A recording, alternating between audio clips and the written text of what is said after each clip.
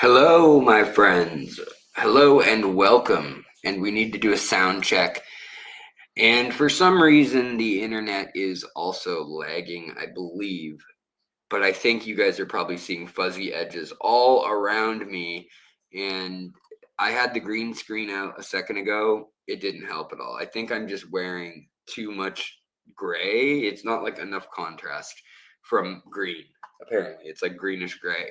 This is like a greenish gray hat as well, and I think the wall in this actual picture is also greenish gray. So I apologize for that. And honestly, as I see myself disappearing hand wise and stuff, let's just cut the smoke and mirrors. Let's just get rid of this virtual nonsense. Let's just do that. How about that? We can. How about that? I like that. Let's just deal with that. How are we doing, folks, ladies and gentlemen, ladles and jelly spoons, as it were? We have a kitty cat here that is oh so much trouble. She's already chewing on the light. She's already chewing on the lights. She's running around. She's probably gonna unplug the back of the computer. If I disappear, it's her fault. And I've got Dr. Pepper, but it only came in little tiny cans, the kind I got most recently. So I'm drinking, since my wife's out of town, I'm drinking out of her favorite highball glasses, I guess is what you'd probably call them, that have the phases of the moon. But I feel like I'm going to drink through this in no time with the Dr. Pepper. So, how are we doing, folks? How is everybody? Oh, we got a $5 super chat right off the bat. And who is it? It's Johnny Best, the demon biker himself. Maybe the angel biker. I don't know. Looks like a mean, fast bike in his picture, though. And I dig it. I like it. I love it. I want some more of it. I hope that everybody is doing well. But, Johnny, I hope you're doing well in particular. So hey, Terry LaPierre, Asia.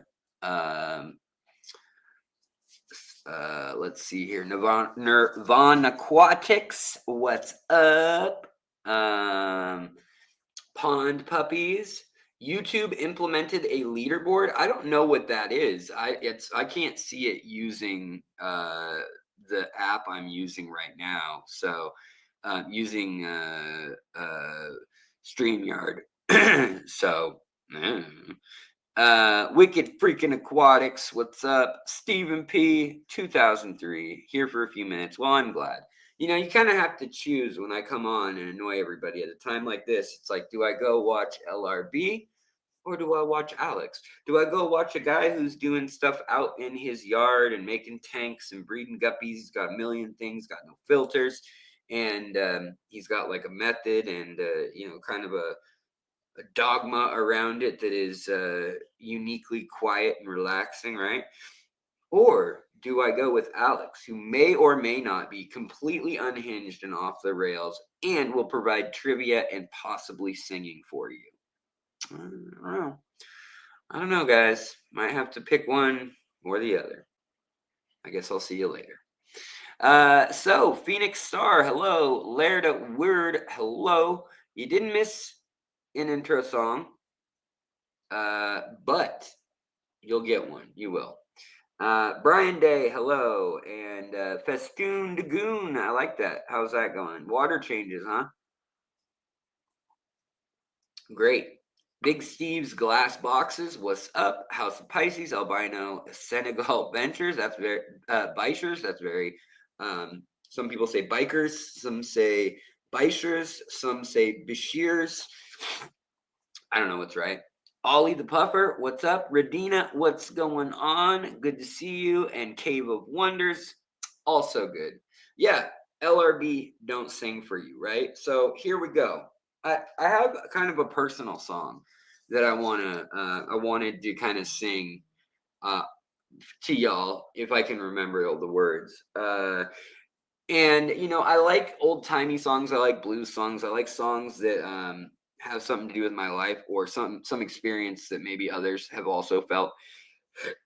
And I can explain more of it later and demonetize my own stream if I want to do that. But maybe I can just sing for you and you'll feel the vibe. But this song was originally an old folk song in its skeletal sense. And it made its way all throughout Appalachia, up through and into like the Rust Belt, and all the way through the mountains, Allegheny Mountains up in upstate New York, made it all the way through into French and up in Canada and Quebec. And then it made it over all the way to Saskatchewan and Alberta, and even up into like the Northern Territories and stuff. So I think it's a song with some history. Maybe you'll know it. Buffy St. Marie is the name of the Canadian folk singer who originally made it popular as a song in 1964, but it's been covered by, you know, Bob Dylan and a number of other folks. So let's give it a go. let's just test out the sound equipment, get ourselves in the right mood. I can't play music. They just, you know, they don't like that. Can't do that. So, well, my belly is craving. I got a shake in my head. Feel like I'm dying and I wish I was dead. If I live till tomorrow, that'll be a long time.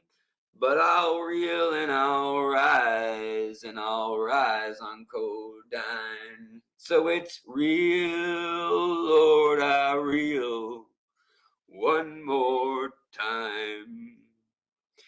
Well, when I was a young boy, I learned not to care. Off whiskey I'd frolic, I often did swear. My mother and father said whiskey's the curse, but the fate of their baby was a million times worse. And it's real, Lord, it's real, one more time. Stay away from the cities, stay away from the town. Stay away from that man pushing the codeine around. Stay away from the stores where the remedy is found. For better your pain than living on codeine. And it's real, Lord, it's real, one more time. You'll forget you're a woman, she'll forget about men.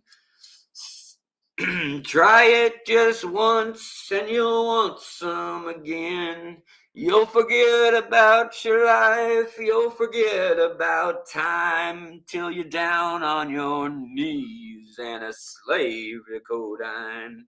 And it's real, Lord, it's real, one more time. And if I die tomorrow, still one thing I've done. I've spread out that warning I got when I was young. My one satisfaction, it comes when I think I'm living my life without bending to drink. But it's real, Lord, it's real, one more time. And the belly that's craving, I got a shake in my head. I feel like I'm dying and soon I'll be dead. For if I live till tomorrow, that'll be a long time. 'Cause I've lived all my life as a slave to codeine. And it's real, Lord, I'll reel one more time. All right. So what's going on, my friends? Hello, kitty. You want to sing? The cat actually does like it when I sing. Ow! Claws into my neck. That wasn't very nice, kitty cat. Yeah, it's Team Low Tech Natural Planted Tanks. What's up, Budget Bonsai? Grumpy McGrump just got here in time for singing. Yeah. What else is in that highball? Nothing. I actually do not drink, and I have not drank. I've had maybe 4 drinks since my wife and I met about 13 or 14 years ago. And our first date, she bought me a drink without me like telling her that I didn't drink.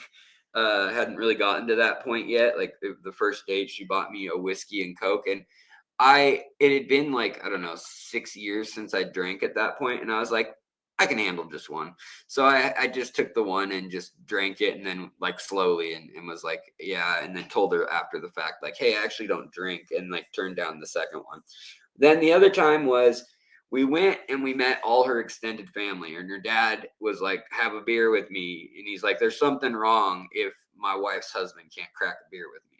So I couldn't argue with that, really. Out in Ohio visiting them for the first time, it would be a bit suspect if a liberal West Coaster hippie freak came and took his daughter without having a beer face to face with the Vietnam vet, corn fed, American raised, Midwestern kind of guy.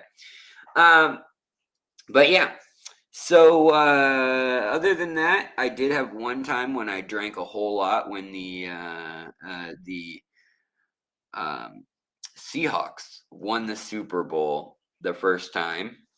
Drank a lot, or no, the second time. The first time, no, it was the first time. It was the first time. I was thinking of '05 when they just barely lost it right at the end. That night I drank a lot too. But yes, yeah, corn raised and grass finished. Yeah, I don't know. I don't think he was grass finished. I think he's maybe bacon finished. Her dad's a strong dude, not heavy at all or anything. I mean, and not a drinker. I shouldn't make it sound like he's some like boozer. No, he's not. He's just likes his Budweiser. A couple Budweisers on Saturday and Sunday. And every day now that he's retired, I think he has a couple in the summer. But anyways, neither here nor there. To each their own. Everybody do what they want to do. But for me, it's rough. I can't have it. It does, like if I have a drink, I will sleep amazingly. Like when I go to bed, but at like 3 or 4 in the morning, I will wake up 2 or 3 hours after I just fell asleep, and I have a pounding headache, and I have usually a rash on my face, and my immune system's going all whack. And then like prednisone, when I take that, it makes me want to throw up all day not like half the day. It's just not. It doesn't mix with any of my life anymore. And I've done it enough that I get the point of what it does, and I just don't need it anymore. And there was a point, and I'll say this because I do every year about once. I don't want to get preachy or anything like that on this channel about any of that, because I'm the last person who cares if you're sober or if you do this or that, and I don't judge whatever it is you do. What I judge is how you act. So if you can carry out all the obligations that you put forth for yourself, and people think you're in your family that love you and stuff don't think you're a danger to yourself majorly, and they're not staying up worried about you, and you're doing everything right, you're not driving messed up and taking big risks like that, and all you're really doing is breaking the law, then to me that morally I don't have an opinion about that. It's but when it becomes victims that you're creating, people who are staying up all night wondering where you are, people who don't know if you're going to live till the next day, that becomes a problem. And I may get along with you, but I think it's very harsh and hard to do to your family, and I've done it to mine. But that being said, alcohol was the first thing I cut because that was the biggest problem for me. Then it was herb, because I totally used that for the next 5 years after I quit alcohol. And we'll be coming up now on 16 years of no alcohol, or no, sorry. No, I just looked at the menus. The menu on my Facebook will be coming up August 31st. That will be since my last drink. It'll be 12 years.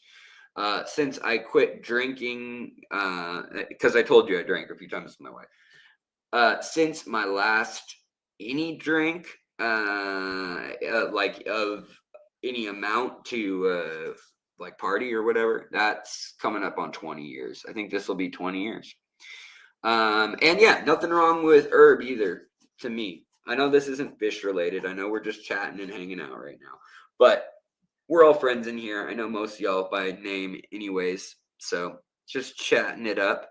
But you know, we've thought about a few times, we've kicked around the idea of having even like some private meetings or, you know, members only meetings that are almost like not an AA, but like Aquarists Anonymous, sort of for folks with past trauma or who are working through stuff, and how aquariums, meditation, music, podcast learning, different parts of the hobby. Maybe it's making spawning mops, maybe it's aquascaping, whatever it may be. Like, how is this tangent of what we do helping you fulfill what's missing in yourself or what is hurting in yourself?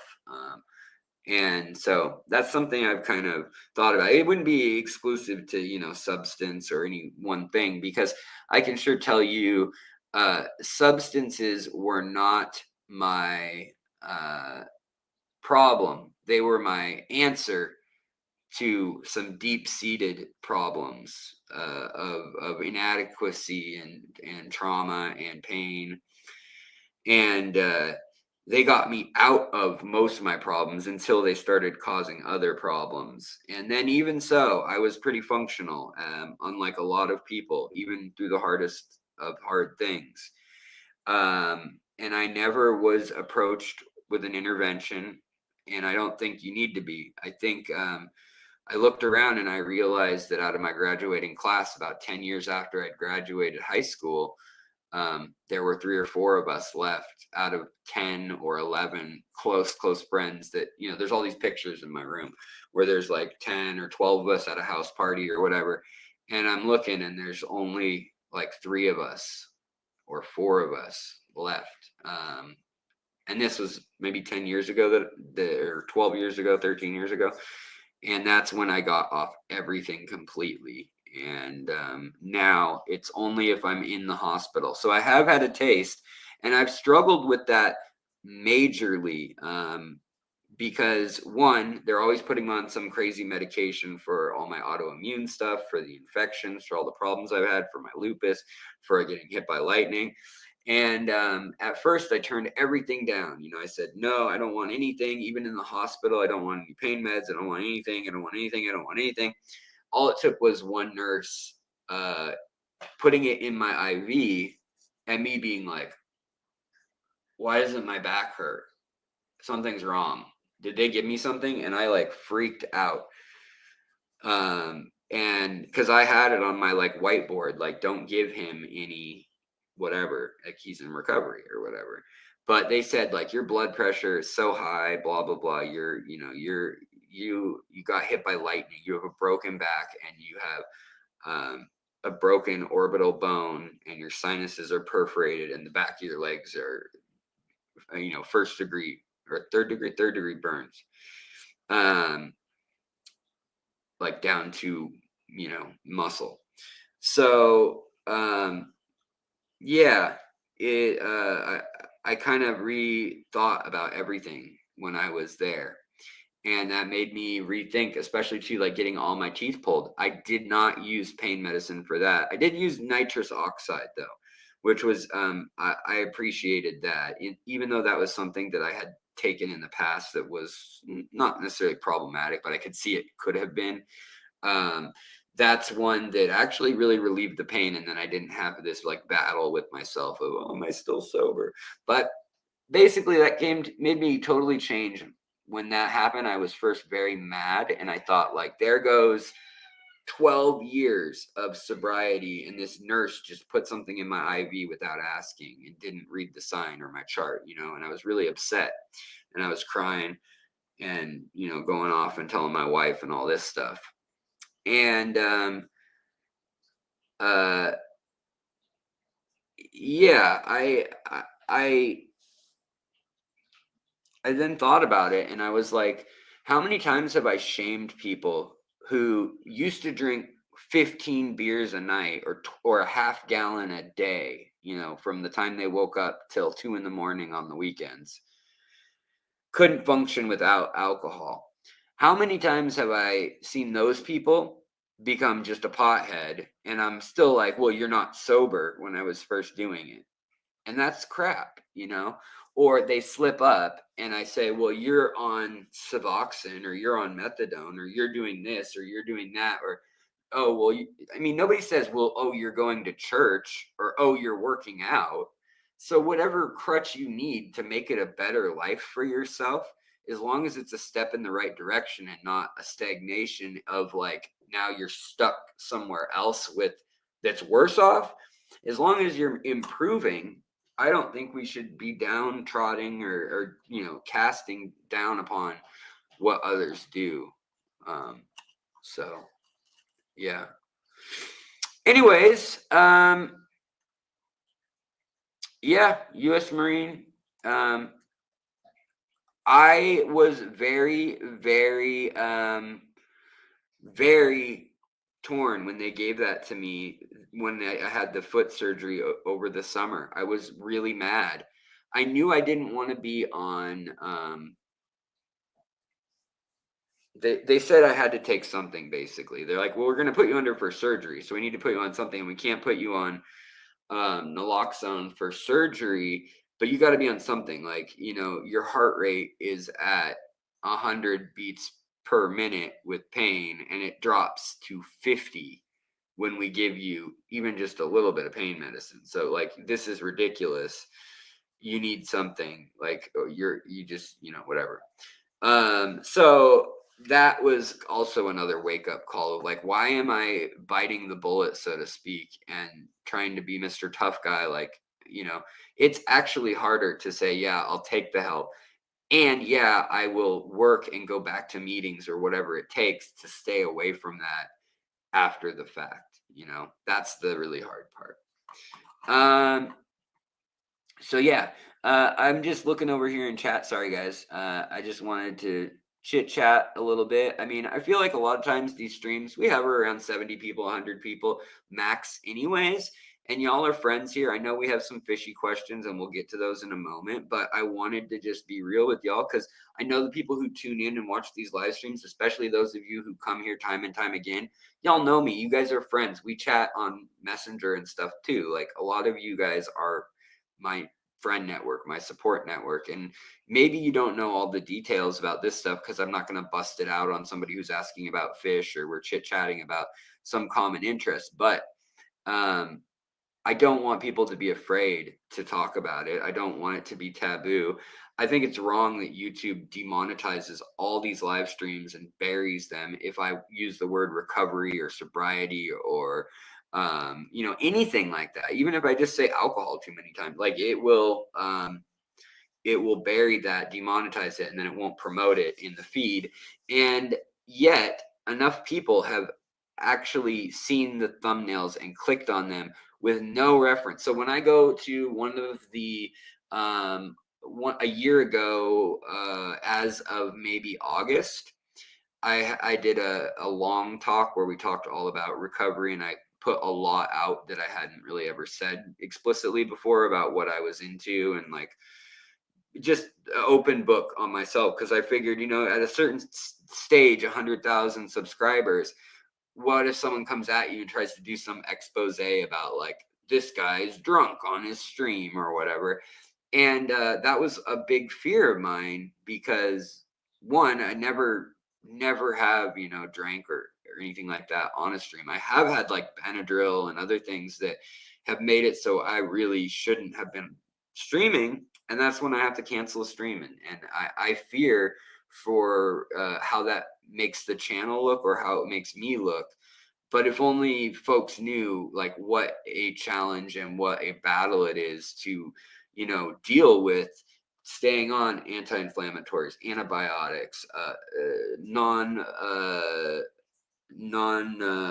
or corticosteroids, and then muscle relaxers or different, things like gabapentin or whatever, Flexeril, stuff that, yeah, it does have an effect. It can impact you as far as your mental clarity goes. And I try my best, with the exception of like coffee and caffeine lately. I've been like kind of trying to drink coffee last year with my wife as one, a way to bond with my wife because she drinks coffee every day, but also I enjoy it, and it kind of gets my brain firing quickly and interested and makes some interesting connections. And I enjoy that because I don't use anything else anymore. So I actually notice it. Whereas, maybe 20 years ago, I could drink a quad shot and 3 monsters, and that was just like getting ready for Saturday night. And it didn't feel like anything hardly. So it's pretty wild once you haven't had anything for a while. Like when I usually have a single shot of espresso in a 16-ounce drink or something, which is mostly milk. If I have a double, I'm like, like I don't like the feeling anymore. Anyways, back to the chat. I wanted to address some of you guys being very kind and supporting the channel. I saw we got another a gifted membership from Johnny. Thank you, buddy. Appreciate that as well. From Ollie the Pufferfish, we had a thank you for singing, which I really do appreciate. I don't know if anybody really does appreciate the singing. I mean, for real, but I like the sentiment. You like the sentiment that we all love music, right? It's kind of like when someone sings a terrible karaoke riff and you're just like, yeah, don't stop believing. I'll drink to that, cheers. Cheers. You sing your heart out, little buddy. Even though it's terrible. I know I'm terrible. So Laird, thank you so much. Congrats on all your hard work with sobriety. I appreciate that, and I appreciate your support. I really do. The other hard thing is a lot of times you feel, especially early on, not so much later, but early on in this process, for me, drinking was the hardest thing to give up by far. And when I gave that up, and also smoking is a thing that I've off and on, cigarettes off and on given up, and I'm currently being bad again, and it's so dumb. I should be stopped again like I was for the last, whatever it was, 8 months this last round. But the stuff that's happened in my life, it's a lot to deal with sometimes. And sometimes you just say like, why me? And I also say that about some of the fortunate things in my life. Like, how could I be so lucky to get, the incredible people in my life and to be making fish content for a living and stuff. And then other times I'll say, it's been 9 years of, putting whatever 40 to 60 hours a week related to this content. And sometimes I get writer's block, but I'm still like writing notes and filing things away and maybe working on a book, or maybe I'm too sick in bed, or whatever it may be. Like, my life revolves around this channel. And to some people, they would have been like, dude, this is not paying off. Like, and so, but I look at it that way every once in a while when I'm getting down on myself. Like, how do you not even have 100K yet when someone shows up and makes one video that does like 1 million views? But then I think about it too, and I'm like, I have an incredible wife and I have an incredible community here that has allowed me to continue and to get better and to like learn and to juggle and to actually be able to pay off some of these like medical bills while I'm doing this, while my wife's doing her career. I mean, how fortunate could I be that I'm still here? I've got a roof over my head. I've got a cat. We own a house. Well, we're paying off a house. I don't know if we'll ever own it, but yeah, I mean, that's the whole thing. And I try to think of the same thing because I still deal with extreme chronic pain where sometimes I'm just up all night, and by the next day I am useless. I'm just doubled over in pain. And a lot of times I'll lean right on this counter, and I lean over the granite counter and I stretch across it, and it relieves all the pain in my lower sciatic area. And I'll just lay there for an hour sometimes, and just can't really even move without it hurting too bad. And I don't know how to live like that sometimes. And so you have to reassess, like, okay, well, I'm going to put my aquarium right here, so it's right next to me. If that is how I am going to spend an hour of each day doing stretches or whatnot. I'm going to listen to music. I'm going to listen to podcasts. I'm going to read whatever it is that I can do. I'm going to get a wheelchair. And that's kind of something I needed to warn y'all about too, is that I think I've been told that the foot, I've been working on it since December, trying to get the infection completely gone, and it'll be gone. And the foot is slowly healing like a millimeter or two a week, but it had to heal 16 millimeters. That's 16 weeks. It was all the way to the bone, the injury. And it's still broken. The bone's not healing. And so they need to set it into a boot cast. And then they need me to not put any pressure on it because I've broken the bones. And with the edema, the swelling's pushing things out of alignment. Where for a while, it was actually kind of holding everything in place under tension. But when I put my foot up for a while, for a week straight, every night, religiously kept it up for that time. And then midday, I'd put it up for another 2 or 3 hours. In that time, I got the edema to go down, and then the ankle bone shifted in the next MRI. And they're like, now it's way worse. Like, you can't put your weight on that. So now I am going to be in a wheelchair for a while, is what I've come to.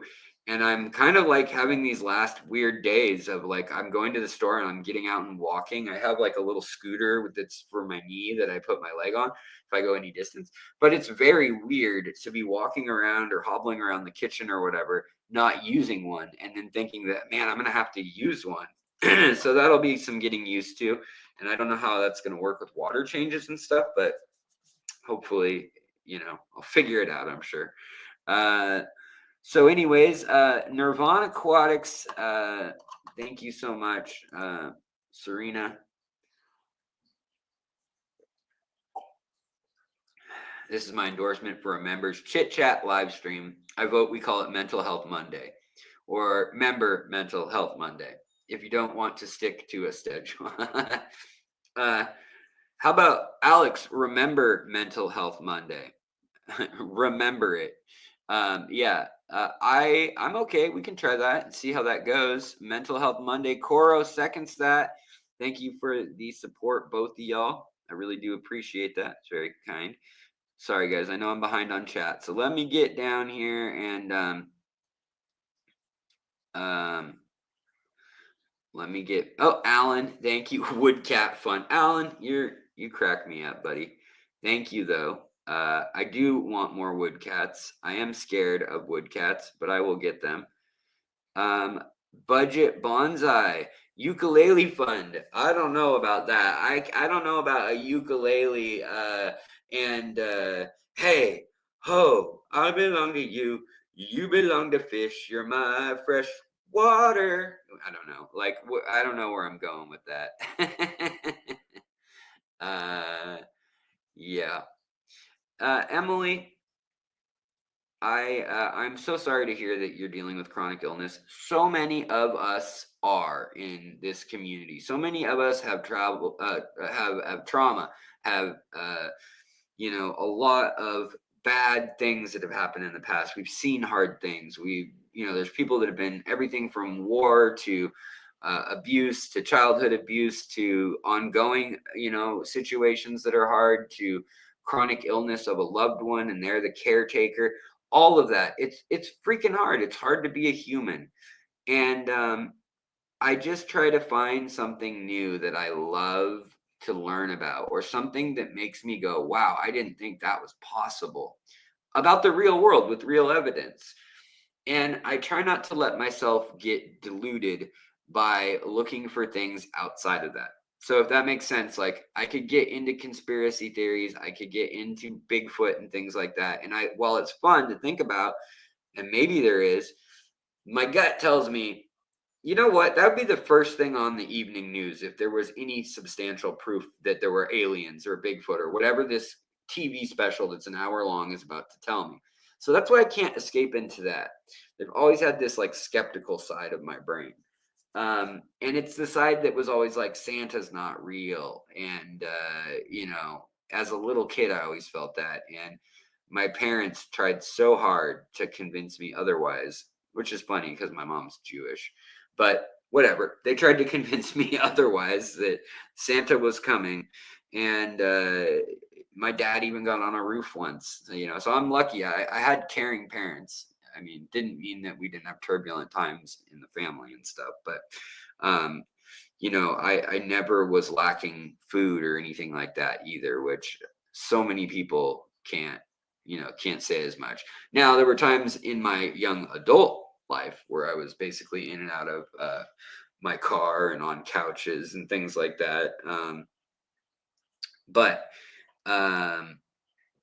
my family has always been there for me. And even though I've almost lost both my mother and my father, and my mom was in a vegetative state for 8 months and had to relearn basically everything about 20 years ago when she had a brain aneurysm, and some miraculous miracle that she has lived through 2 of those and relearn to eat on her own and stand and walk and behave like a human socially, when she couldn't even tell you someone's name. She couldn't tell you my name. For several years it was that bad. So there's always hope when things get bad. I've seen people with end stage cancer all over their body just get better. They had a good attitude. They did the things that the doctor said they should, and maybe some things that like holistically they needed to address, whatever it may be.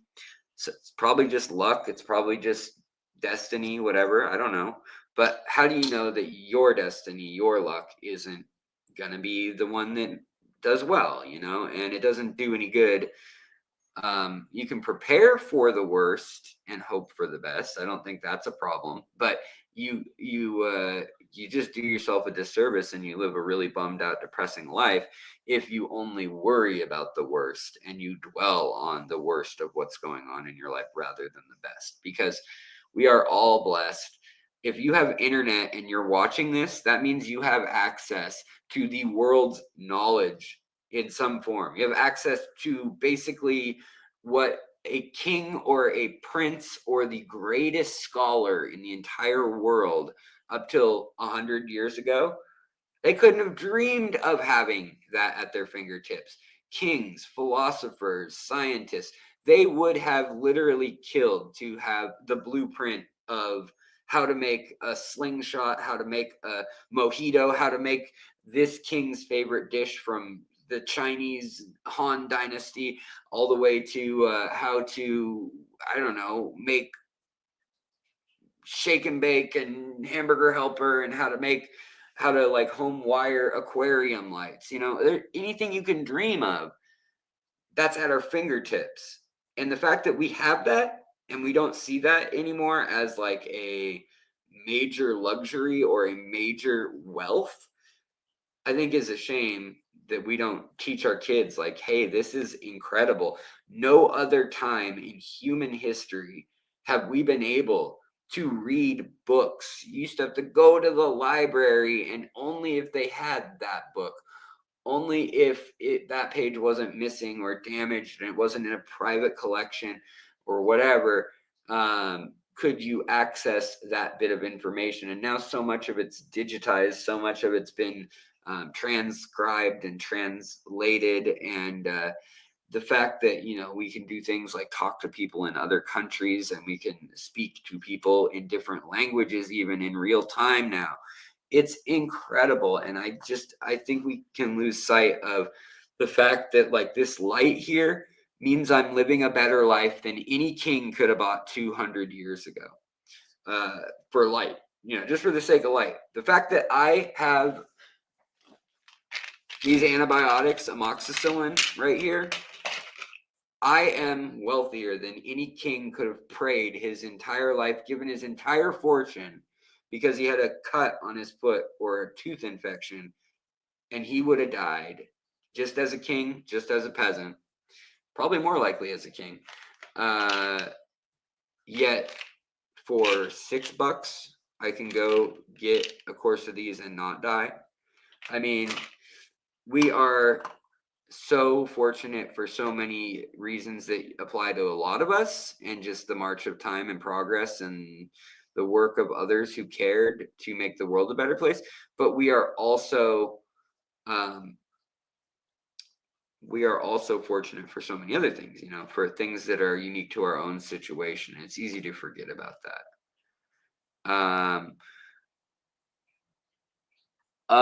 Let's see here. Aquatic News Network. What's up? Traumatic amputations. Yep.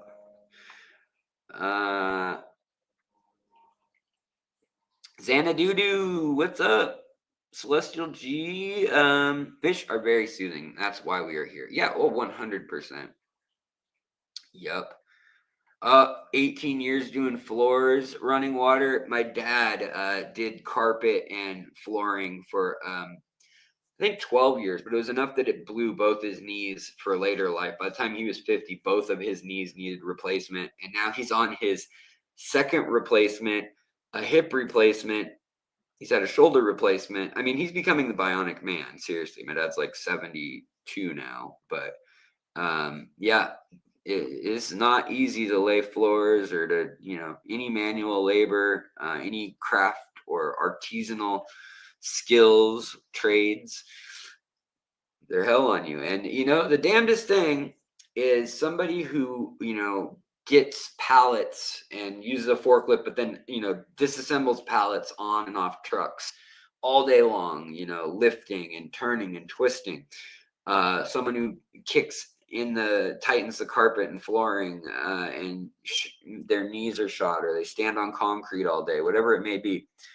Those people tend to get paid, the minimum wage. Maybe not for this like really skilled, flooring folks or plumbers or things like that. But when we're talking like people working at a Walmart warehouse or something, yet they're the ones whose bodies are shot by the end of 30 years of that or whatever.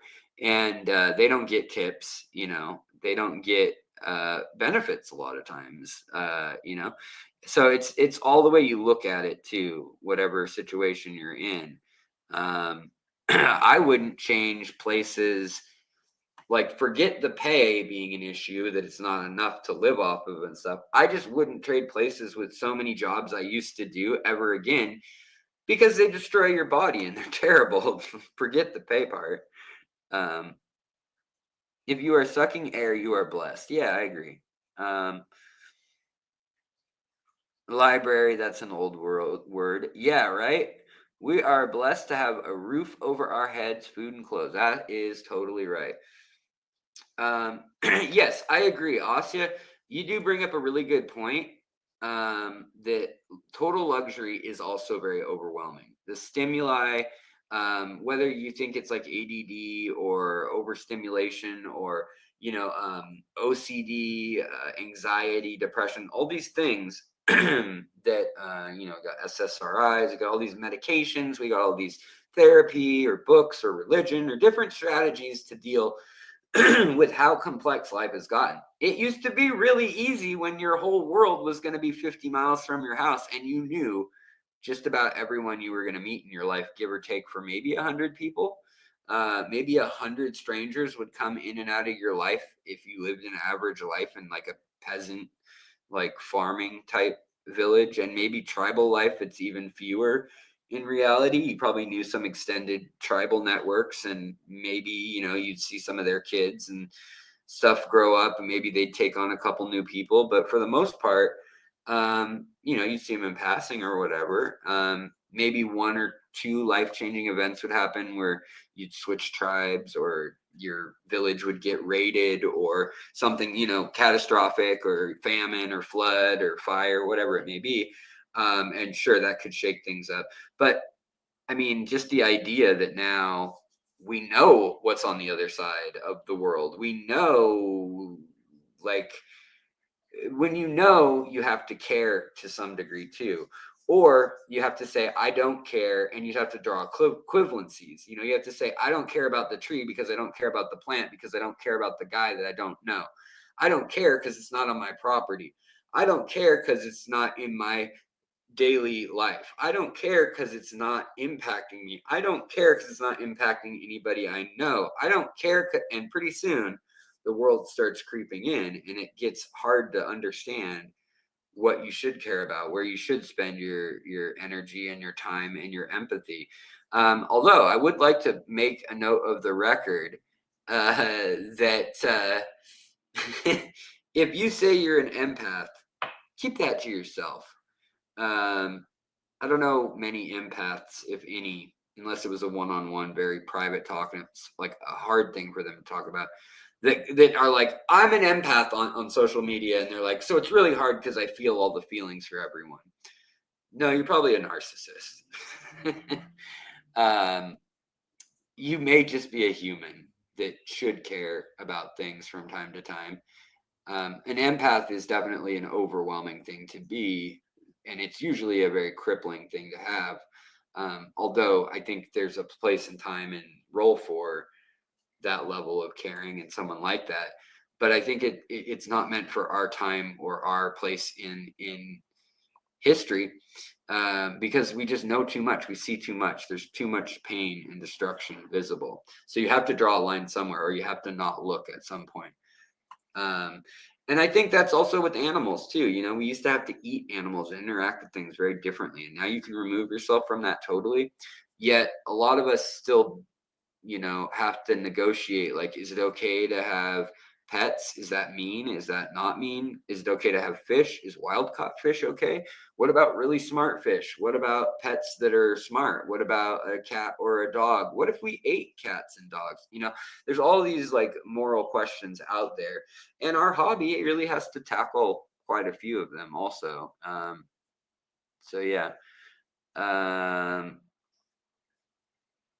Let's see here. Divide by zero. What's going on? It's a rather interesting contradiction in American society that we have such disdain for workers and the ones who live highest on the hog that actually do the least amount of work. Oh, yeah, here, for sure.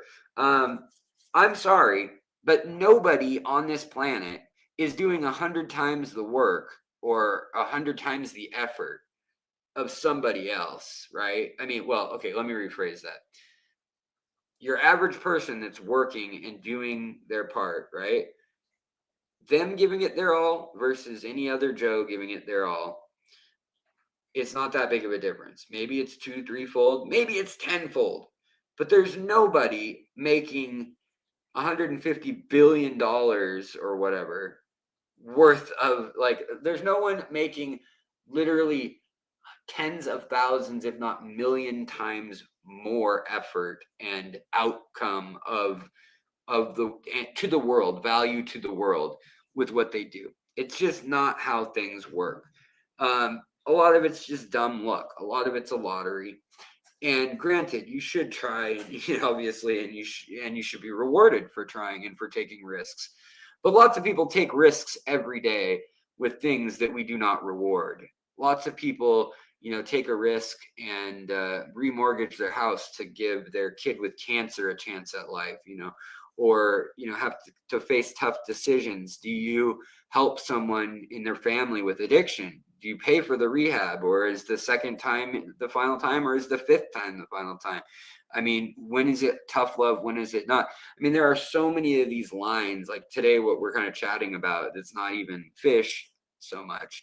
I do think that is something that should be said more often, because a lot of people say, I want equal opportunity, not equal outcome, right? A lot of people like say that lately, but I think ideally in most of history, you had an equal outcome also.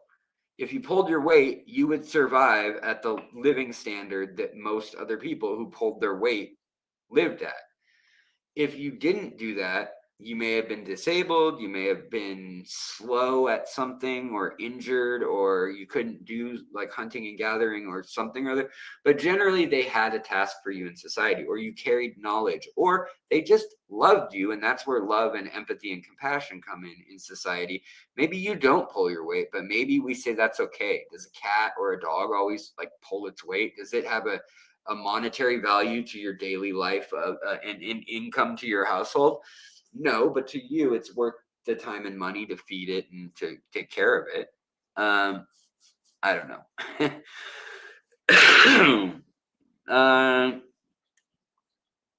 Let's see here. Sunny G, good to see you. Katie is it Flores or Flores? Hello. Let's see here. Fish keeping had a very healing, has been very healing for me. Also, when I had to move on from my small farm for health reasons, I needed this exact thing in my life. Yeah, no, I appreciate that. I've heard that a lot, different stories, completely different contexts, people whose kids just moved out of the house, people who've lost a loved one, maybe their husband or wife passed away after 40 years and they got an aquarium, and it's brought like a whole new excitement and live energy, natural nature, love and light into their day. Maybe it's somebody who is struggling with something like addiction, or something like a crisis of faith, or guilt over something that they did that they can't really do anything about anymore. The time has passed and they've said sorry or done the amends they can, and they live with that. That's a very real part of being human a lot of times. And sometimes you need a place, even if it's like a place of your creation, of making your aquarium, your tank, your refuge, that isn't going to judge you, that isn't going to say anything to you, that's just there. It's just a neutral space that you don't need to bring all those thoughts and things to, that you can kind of just have. Yeah. Johnny, thank you so much. Speaking of empathetic people, buddy, wanting to give the gift of knowledge, that is a thoughtful thing, and Johnny does that frequently, and I appreciate it. I really do. And I hope all y'all who just became members are appreciating it. I will be doing an episode that I'll give you guys a little sneak peek of right now. I'm going to tell you the topics of this episode that I'm working on as we speak. And I am sorry that we're a little bit slow on the creation of episodes. Now I have a standard of like, well, I got to have a tripod and I got to edit this. And if I say something wrong, I got to redo the take. And, I used to just kind of wing it like a live stream, and it just came out how it did. And maybe I'm going to need to go back that way. But the part of me that has learned to edit, learned to do a better job, learned to present it in a more polished way, says like, once you do that, you can never go back. You can't then slip up and show them that you didn't put your all into that work, or that by not putting your all into that editing job, you were able to do two other tasks that then also got more information out.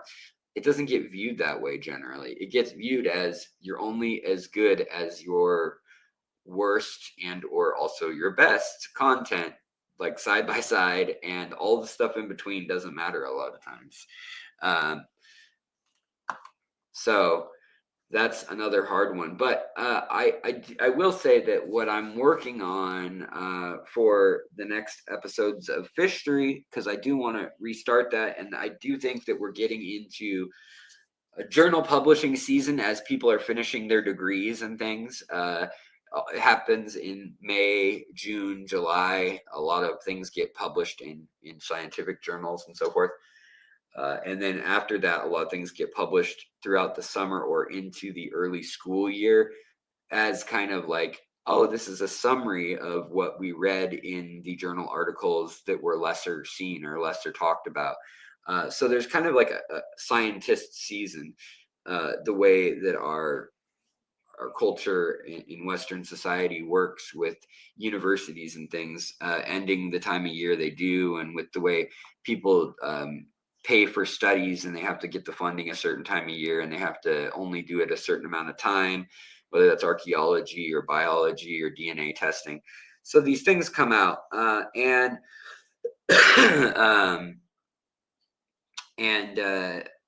right now a lot is coming out again, and there's a lot to talk about. Whereas for a while there was kind of a drought of stuff that I thought was truly fascinating and or tied enough to the aquarium hobby that I wanted to talk about it on the channel standalone.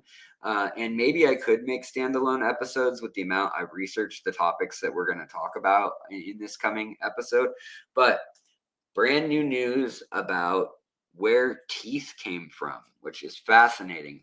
460 million years ago, teeth were on fish, but they didn't start in the mouth, which is very odd. And this has been a debate for a long time. Turns out it's looking like odontodes, and odontodes, the whiskers and the bumps that fish have, like catfish, those, first the odontodes, the whiskers, and little nubbins that have sensors. They don't have to be long, noodly whiskers. They can be just a little bump or a little lump under the skin even. That has a nerve down the center of it, and it may have a specialized nerve that originally 460 million years ago, there were some of them on a fish's face. And they've found fossils now that are good enough that they're looking at things and they're finding, okay, these fish finally have vertebrae, they're vertebrates, and from their spine there is a line coming, back, leading back to their spine, and a canal for a nerve for some function that then leads to either their spinal column or wherever the brain would be. And we can now see that in the quality of our CT scans and MRIs and tomography and stuff like that. And so a woman was trying to find the first ever vertebrate fish fossil that we have archived. And it turns out accidentally, she found the first teeth ever. And then she found another fossil with the teeth, with very similar structures to these teeth, early teeth, moving until they were in the mouth several fossils later in a lineage that has already been thought to be established as contiguous. So it's, related. And within about 40 million years, you see that fish go from having these nerves with a sensory something at the end of them to being a bony, hard, preserved surface at the skin, and still having that hollow nerve or node in the center to leading to the brain or nervous system or spinal column.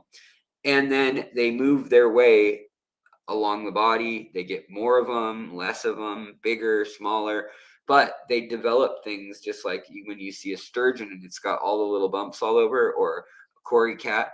They have organs all along their lateral line, their whiskers, their barbels. Those are all a different version of the same basic evolutionary trait.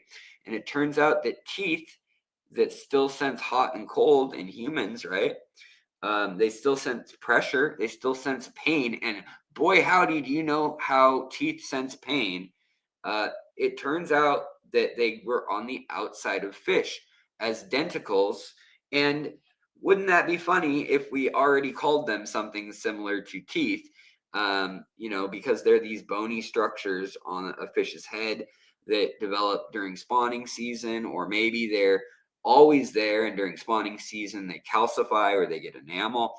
Well, it's these same pathways, these same early gene expressions and epigenetic pathways that apparently were teeth in the first tetrapods and four-legged animals to leave the water, as well as vertebrae and fish.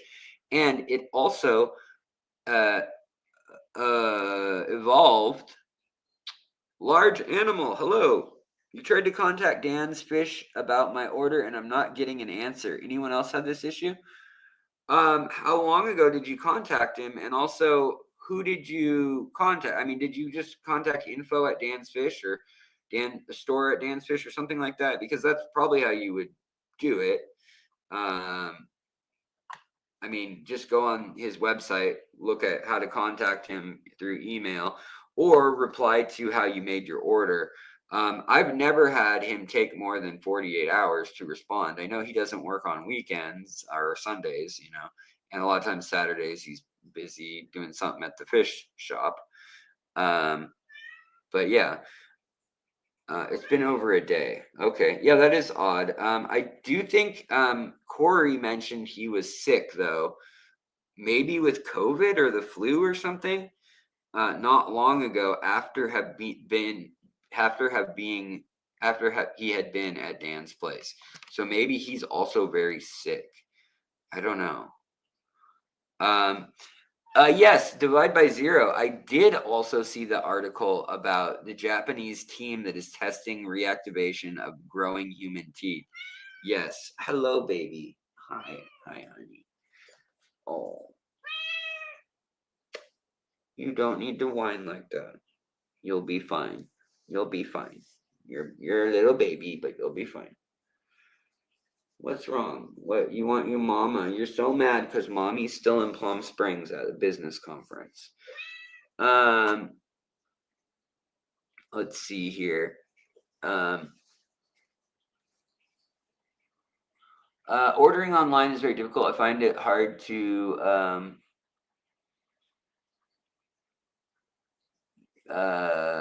get a response. That is a little bit weird that it's taking more than 24 hours. But I would be disappointed if it goes 48, but somebody should get to you, especially before the weekend begins. If you sent it to the right account, make sure you actually sent your emails or your messages too, because a lot of times I think I sent one and it's still in my drafts, or I sent it to the wrong, like off by one letter. So double check that you didn't do that, because Dan is usually really good. And I am literally of the opinion, especially with his service rating, that he does not tamper with at all. Like, there are a few bad reviews that have happened that are on there, but he has like a 98.99% or whatever positive review rate from over 6,000 people and orders over 100 grand just from our affiliate links over the years with us, with members of this community using the code Alex for the discount. And so that would be really weird, and I will take it personally if he doesn't get back to you within 48. If someone doesn't, as long as you double check that you sent it to the right place and all that jazz. Let's see here. Oh yeah, Dan he may have been out of town speaking too. You know what? You're right. I think he was in the Alabama. I think he was speaking in Alabama. Corey was just down there. Corey's sick, and then Dan went to Alabama. I don't know if Dan got sick too. That is what I just recall happening. Okay. But usually he has someone like Johnny working at the shop that will get back to you. So hopefully someone will get back to you in short order. Darbwire, could you talk about where to get and how to dose fenbendazole? I have 20-gallon with one fish that has a sunken belly. Yeah. So I was just advising a gal who had a CPD that had a bad infection internally. Looks like it may have gotten just bad genetics or something. Kind of like they looked healthy at first, but then it had this like sore on it. But the sore didn't go away with gram-positive or gram-negative antibiotics. So then we tried, I think she tried maybe praziquantel was the other one she tried. But it's like a white canker that's still like swollen on the CPD, and the fish is getting more sunken. And I was out of like ideas other than salt dips and putting it in a comfy place. And sometimes there are things, unfortunately, there's wasting diseases, there's viruses, there's cancer. There are just bad things that happen to living organisms that happen to fish. And that's why, the genetics are really important too. But yeah, fenbendazole is kind of an interesting one. Let me pull up its info sheet so I don't say something dumb real quick.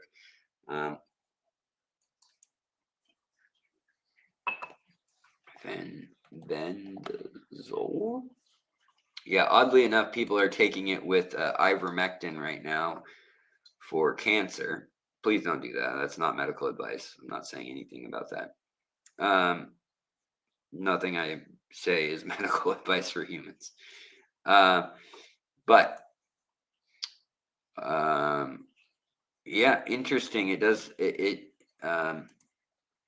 pop up as a treatment for ovarian cancer off-label that they're looking into. So fenbendazole, I mean, I bought it literally in the gardening section on Amazon. You can get it places like that. Like you can, like right here, you can buy Safeguard, which is 125 milliliters of fenbendazole. You could look at the active dose and then figure out how much that is. Also, 222 milligrams, 99% pure, 120 tablets, $39. This is all the same stuff. Let me pull this up for you real quick. So for treating fish, you don't need to buy it from a pet store if you can't find it at the pet store. You can always, you can always go to, what did I just do? That is not what I meant to do. Hold on, guys. Wrong link. Remove. Stop screen. Remove. Share screen. Amazon. Where are you? Amazon. There we go. Share. All right. So yeah, as you can see here, there's Safeguard fenbendazole. There's 220 milligram, 99% pure fenbendazole. That's going to be your easiest to work with, is something that's very close to pure, because you can crush those tablets up. But here is fenbendazole 444, 120 count, 99.999% pure, $49. Methylene blue pops up right with it. Pancure C, also another fenbendazole, 1 gram packet. These things can cost more or less the way they're marketed. Go figure. You can get like 500 pills for the same price as 10 pills for a cat, as like what you would need for the dose for a horse. It's pretty wild. I find it interesting that ivermectin is popping up, which we do feed for koi and other large fish. Unflavored, laboratory tested. I mean, these are also not drugs when they're sold this way. These are supplements generally. And that means that there's basically no regulation. So go by reviews and go by, well-traveled routes. If you see that somebody has 9 reviews, even if they're all good, I'd probably wait. I'd maybe go on Reddit, or I'd look for a brand that or one that you see at Petco, PetSmart. Like, that's probably going to be a lot safer than, for instance, a random heat sealed bag right here with lower bowel powder for fenbendazole, lower bowel powder, Christopher's original formula, $53. Yeah, don't buy that. I mean, I don't know. Maybe he's a genius. Maybe he knows everything he's doing. But here we got, like, for horses, 440 milligram, 99% pure. So each of those tablets can be half a gram roughly. And that's a 90 count. Third party tested, also unflavored, right there. So that, or praziquantel, these are the places, if you're in America, you can get it. If you are in a place where these things are limited, it is worth talking to your vet and being like, hey, I got a Great Dane, or, I've got a koi pond with 50 fish and I need to medicate, and I only have a 200-gallon, quarantine tank. Can I get a bunch of doses of X, Y, or Z, and that better be the truth. Yeah. Yeah, Emily, if you order from Dan's Fish, use code Alex. You get 5% off. And it used to be 10%. I think it's 5 now. Although if it's your first time, it might be 10 still if you've never ordered anything from him. But it's changed, so I'm gonna say 5 to be safe. And it sucks that I don't know that off the top of my head. But for a while it changed, and because Corey is such a big source and he started shouting out Dan, they changed what I was doing, since only me and Bob Steenfott and maybe one other person were kind of doing affiliate stuff for Dan at that time.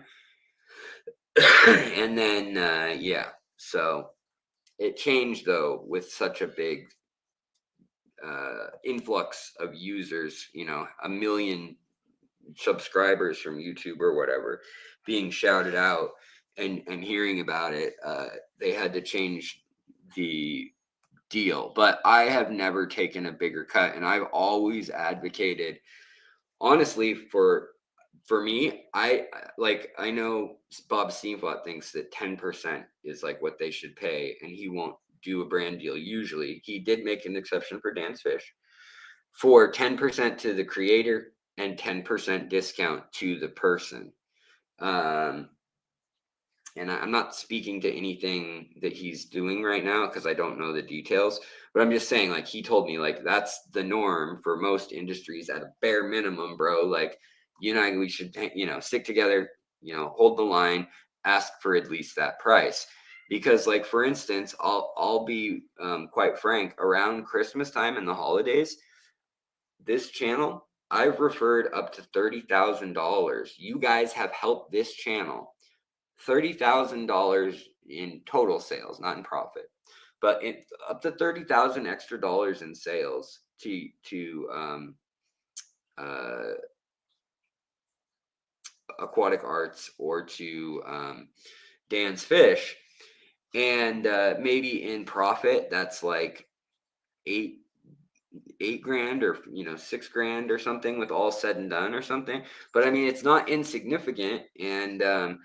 And I've always, though, I'd rather see you guys get a better cut and go buy more, and me get either a lower cut or have the cut be store credit, and then have a longer term relationship with a better deal, so that it's the best deal out there. Because, at the end of the day, what am I going to do with a bunch of store credit to buy a bunch of fish? Might as well be really cool ones, because I can't pay my rent with that. So unless it's cash that we're speaking, um, to me, I'd rather forward most of the value to you guys so that it seems like a better deal. But some people, have a deal that's across the board. Aquatic Arts, I get you guys 15% off everything, including their already discounted prices of 15%. And right now they're talking about changing that, because there is new. I mean, they've had to do a lot of things there. They've restructured. They've got bought by a new person, and or a new owner. And while they're doing really cool stuff, and I really enjoy a lot of what's going on there right now, and they've still committed to like quality and customer service and all that, I also know that the bottom line and tariffs and the economy and uncertainty and the stock market and like everything going on in the world, it's rough. And it wouldn't be surprising to me if they said, we know you've worked with Aquatic Arts for 8 years and you have this special deal, but you're not special. You get 10%, they get 10%. Everyone, 10% is the max. So Aquatic Arts, though, hasn't done that so far. And, I like to shout them out for that. They've got really cool stuff going on there. They're breeding stuff in-house. People used to complain that they were always out of stuff, but they've gotten a lot better with that. And also they have things like those Amano shrimp. They have things like, Daphnia, scuds, stuff that no one was selling literally other than on eBay or Aquabid, that I was like, guys, start selling this in-house. Just sell the stuff you have, like breed the Daphnia or brine shrimp or whatever. And they're like, that's crazy. We'd have to charge $17 to make that worth our while, like to raise Daphnia, and I'm like, we'll start feeding it to your fry and start breeding this. And, we chat back and forth, and they're like, yeah, I don't know if we can do this. And eventually, though, they, were the first people that I know of that were selling some of those live foods and stuff. And yeah, it wasn't the cheapest price, but they're not like lab specimen grade or anything. They're like hobbyist aquarium swap grade. And bred by Aquatic Arts is definitely the way to go. Sketty Nona, yeah. They're really cool. You know, the stuff they've got in house, they're doing a really good job with. And they bought a giant warehouse worth like $2 million. I can disclose this now. And then the owner basically sold Vivi and the company and just dipped. And they, you know, the crew had to totally restructure. I think there were like 30 people that I knew at one point were working there, like 29 or something. And it dropped to like 12 maybe at one point 2 years ago. So, oh, kitty, baby girl, you're going to hurt yourself. Baby girl, you're going to hurt yourself. Lerda says, I'd consider buying Daphnia from Aquatic Arts, but I'm worried they wouldn't be a love. They wouldn't be alive when they arrive. They will. I mean, they'll give you your money back if they're not. They have a guarantee of live arrival for sure.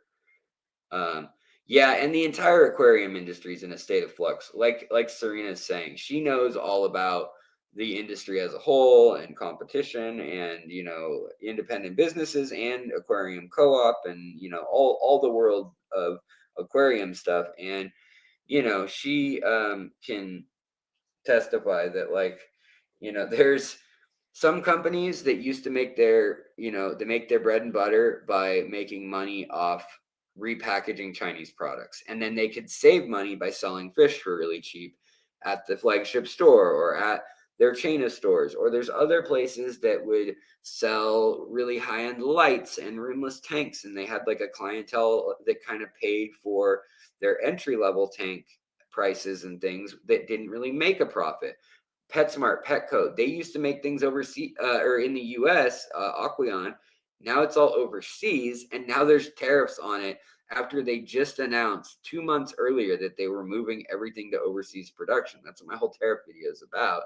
It's talking about that theoretical nightmare of a storm that they just walked into at Petco. They're no longer going to carry it. Can't find scuds in Brazil anywhere. Well, they are more common in subtropical and Arctic climates or alpine climates. But I would say, oh yes, yeah, buy them from Celestial G. Celestial G, where are you selling scuds? For that matter, I have I have I have scuds I can sell if folks want scuds or isopods. You know, if you're a member and you really need something like that, plants, isopods, scuds. Those are the things that if you like privately email me or message me, I'll probably make an exception and be like, yeah, I'll send you some. I just don't like sending live fish. And I just hate letting people down. That's the only thing is like if it's the middle of summer and I send you plants and they don't do well, I worry the whole time. And same with like shrimp. Like I really worry, like, oh no, are they as good as they think they're gonna be? Or did they breed for them? How'd they do? Oh, they killed them. And like, is that my fault? Is that their fault? And I don't like having to even worry about it. Whereas if it's somebody right in my own community here in Washington, I can make that right by just meeting up with them some afternoon or something. But if it's over across the country and stuff, Washington's not near anything else hardly. Yeah.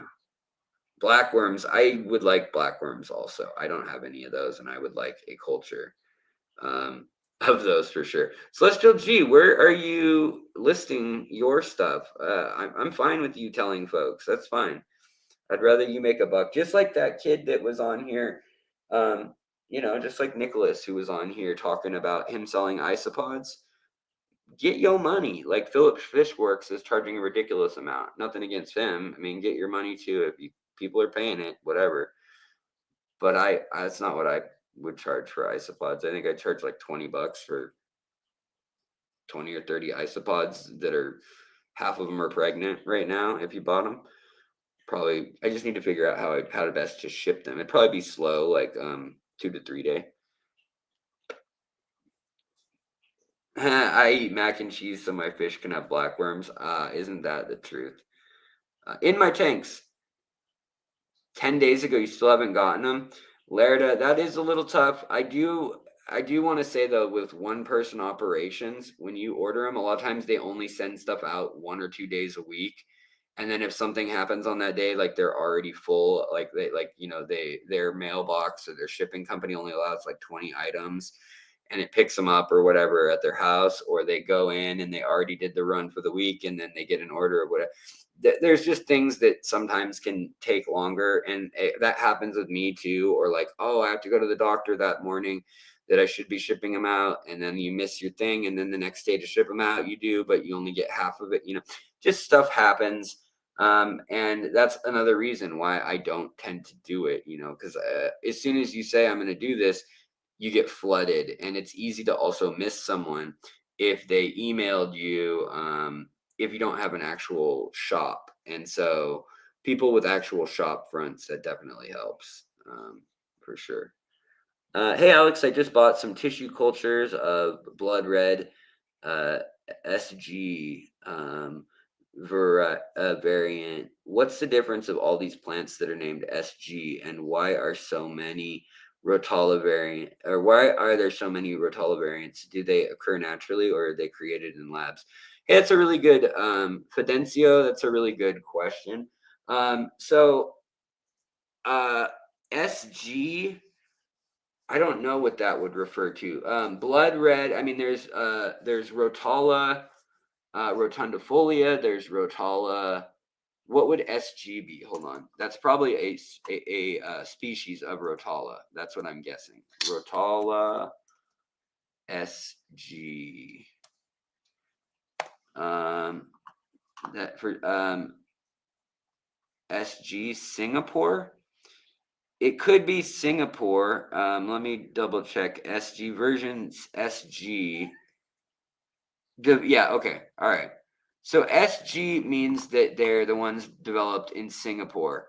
So also, when you get plants, a lot of times they're either going to be German, Dutch, Czech. Those are 3 places that frequently experiment and breed plants. They could be maybe Floridian. And the other thing is that SG means Singapore, then I guess. And then there's also Tokyo or ADA's stuff.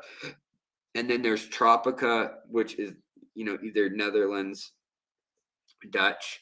And then there's also, Aquarium Glaser and Hagen and like all these different other companies that do tissue cultures out there. Aquasabi is another one, Dennerle, ADA, Forest, Amano, or what is it? Aquaflora. I don't. Sorry, guys. I can't think of what AFA stands for right now. I'm going crazy. But basically, the SG, it just means it's another type. So they're morphs. So if you get blood red, there's a blood red that's like the Dutch blood red or the German blood red that's from Europe, and that came out like 15 years ago, and it's a Rotala. Usually, like it's either a Rotala, some sort of what it should say is it should say whether it's Rotala rotundifolia or Rotala ramosior. Like Rotala ramosior is the Florida Rotala ramosior red, or Rosenvig is the pattern and design that it kind of had, the look of it with the underside and the top side. So there's different views when you look at a Dutch aquarium, which is the style of aquascaping where everything's at its fullest. You don't really care about the fish, you care about the color and the texture in the plants.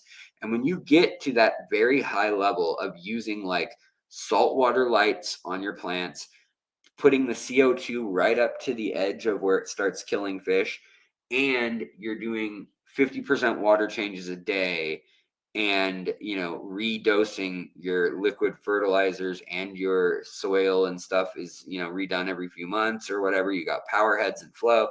When you get into the hardcore level of things like that, you've got a UV skimmer, and all these other things, then those subtle nuances start to come out a lot more, and that's when you notice them. But for the most part, if you get a blood red rotala and you have, say, a Fluval 3.0 or a Twin Star or a Chiros or something like that, light, with 3,000 lumens, say,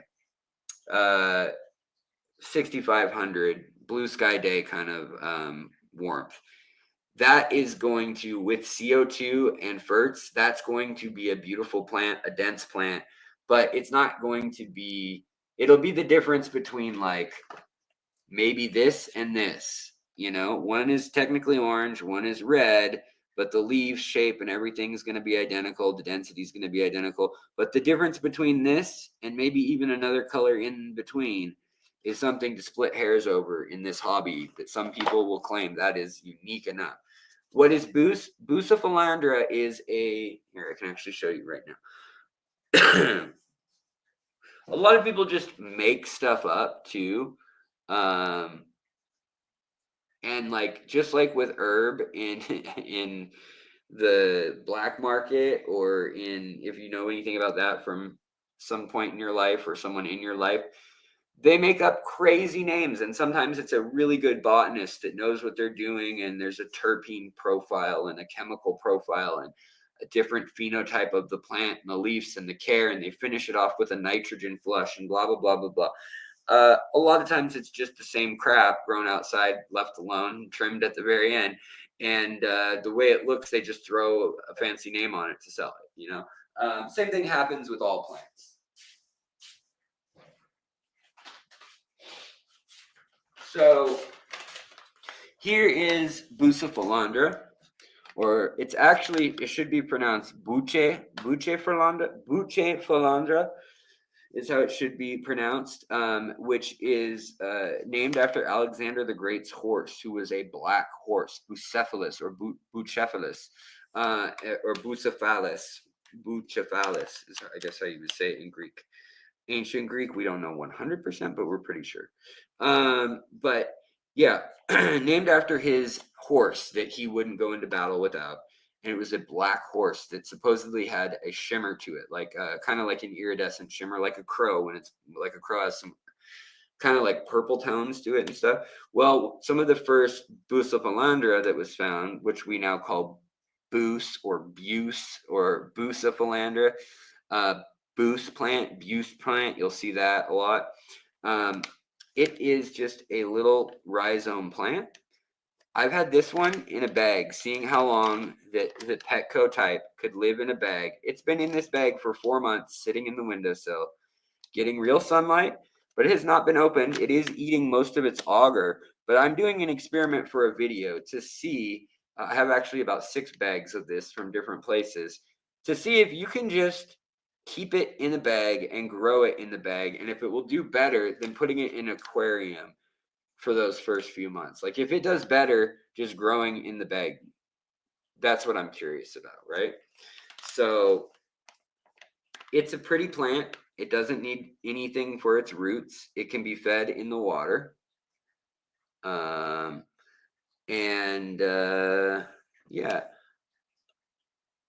Let's see. Horse phallus. Yeah. Oh, are you not being allowed to share links? Is that what's going on? You can't share a link. Just use a comma and people can try to look for it, and I can try to post the link. I think no, it won't on StreamYard. Dang it. One of my mods might be able to post links. Now everything's crazy. But my email is here. I can, let's see this, Alexander. Let's see if it's a live link or if it just shows up.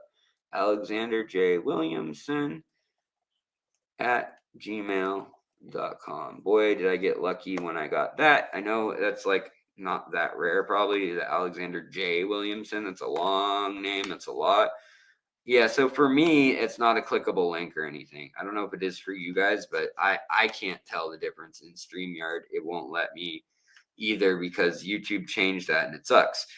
But I do know a lot of people like Eric Lucas from bipetshrimp.com. Bipet Shrimp. He buys Boost wholesale, and he gets just the rhizome that has no plant on it, really. And that's from usually sites that are decimated. So logging sites where they already logged the forest and the locals go in and scrape the rocks in these mountain streams in Borneo and in Sarawak and other places, Kalimantan and Borneo. And they will grab it and, then you put it in your tank. As long as it has flow and a little bit of light and nutrients, it will grow back. Now, if you grow this really well, lots of flow, nutrients, I think it's pretty low nitrogen, low soft water. You can look up all the stats for it, like the exact regimen of what kind of ferts you would want to give it exactly. But the main problem I've always had with Boost is that whenever I grow it out and it looks really good, it then gets algae within a month because the leaves last like 6 months before they fall off. Same with Anubias. So Java Fern, Boost, Anubias, a lot of times these plants that are easy, low light plants, in theory, when you want to grow them at a high level of quality, you hit them with the light, you hit them with the CO2. Boy, do they look beautiful. But that surface area is a surface area, just like your glass or anything else, and it's going to get that stuff. If you really want to propagate, yeah, exactly. Nirvana, you just nailed it. If you really want to propagate Boost, and this is true with like Logonandra meboldi, Bucephalandra, Holomena, Sedeca South, stuff like that, the Homlomenas, the Barclay longifolia, even Logonandra meboldi, Logonandra carolensis, those kind of plants. If you really want them to do well, grow them in 80 to 100% humidity in a cloche, like a jar, or in a Tupperware container that's like 80 degrees, and that you spray bottle mist maybe twice a day or once a day, and grow it in aqua soil, like just aqua soil with maybe water in the bottom half of the aqua soil. So the roots aren't sitting completely soaked necessarily, but like half, and then misting the rest, and that will grow like crazy. And when you get it in tissue form, it's supposedly going to be completely algae, completely parasite, completely snail, egg, anything like that. None of that will be in your start. So if you're careful and you use gloves and you mist with distilled water and stuff like that, you can keep your chamber very clean, grow it out at 2 or 3 times the speed it would grow in your tank, get it nice and bushy, then put it in your tank. That will give you a chunky rhizome. However, once you put those into your tank, there's a good chance that the leaves may melt. Boost is very fickle. It may not melt if you give it enough light and enough CO2, but usually Anubias for sure melts. It takes longer than a lot of plants, but Java Fern, Anubias, Asiatic ferns, stuff like that. Bulbitis hedulata, African fern, that kind of stuff melts. Hygrophila pinnatifada, those kind of things melt when you put them from immersed or emergent growth, where just their roots are kind of damp and they're in a humid environment out of the water, but they're getting the CO2, the atmospheric oxygen. They can respire, transpire, and off gas and everything really easily. Plus, they've got all the nourishment in the roots. That is how you're going to grow them to be very stable. Same with like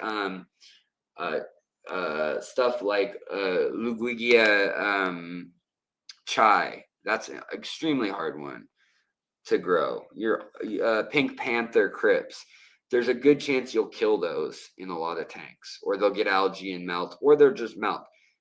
Really, the way to do it is to grow those in a cloche, a jar, or a Tupperware, or a fish tank with saran wrap over it. With a bowl, you can put a bowl of water in there and get one of those 78-degree heaters if you want, and put that in the bowl so that it heats that bowl warm enough so that that's humidity in the tank, or you put a Tupperware thing and use a mini heater in there, and then cover that, and then you put some aqua soil, or you can even do little pots of aqua soil. There's lots of ways to do it. Yeah, Nirvana Aquatics, I think too, if you also keep it at 100% humidity, the trick is those plants all have 3 phases.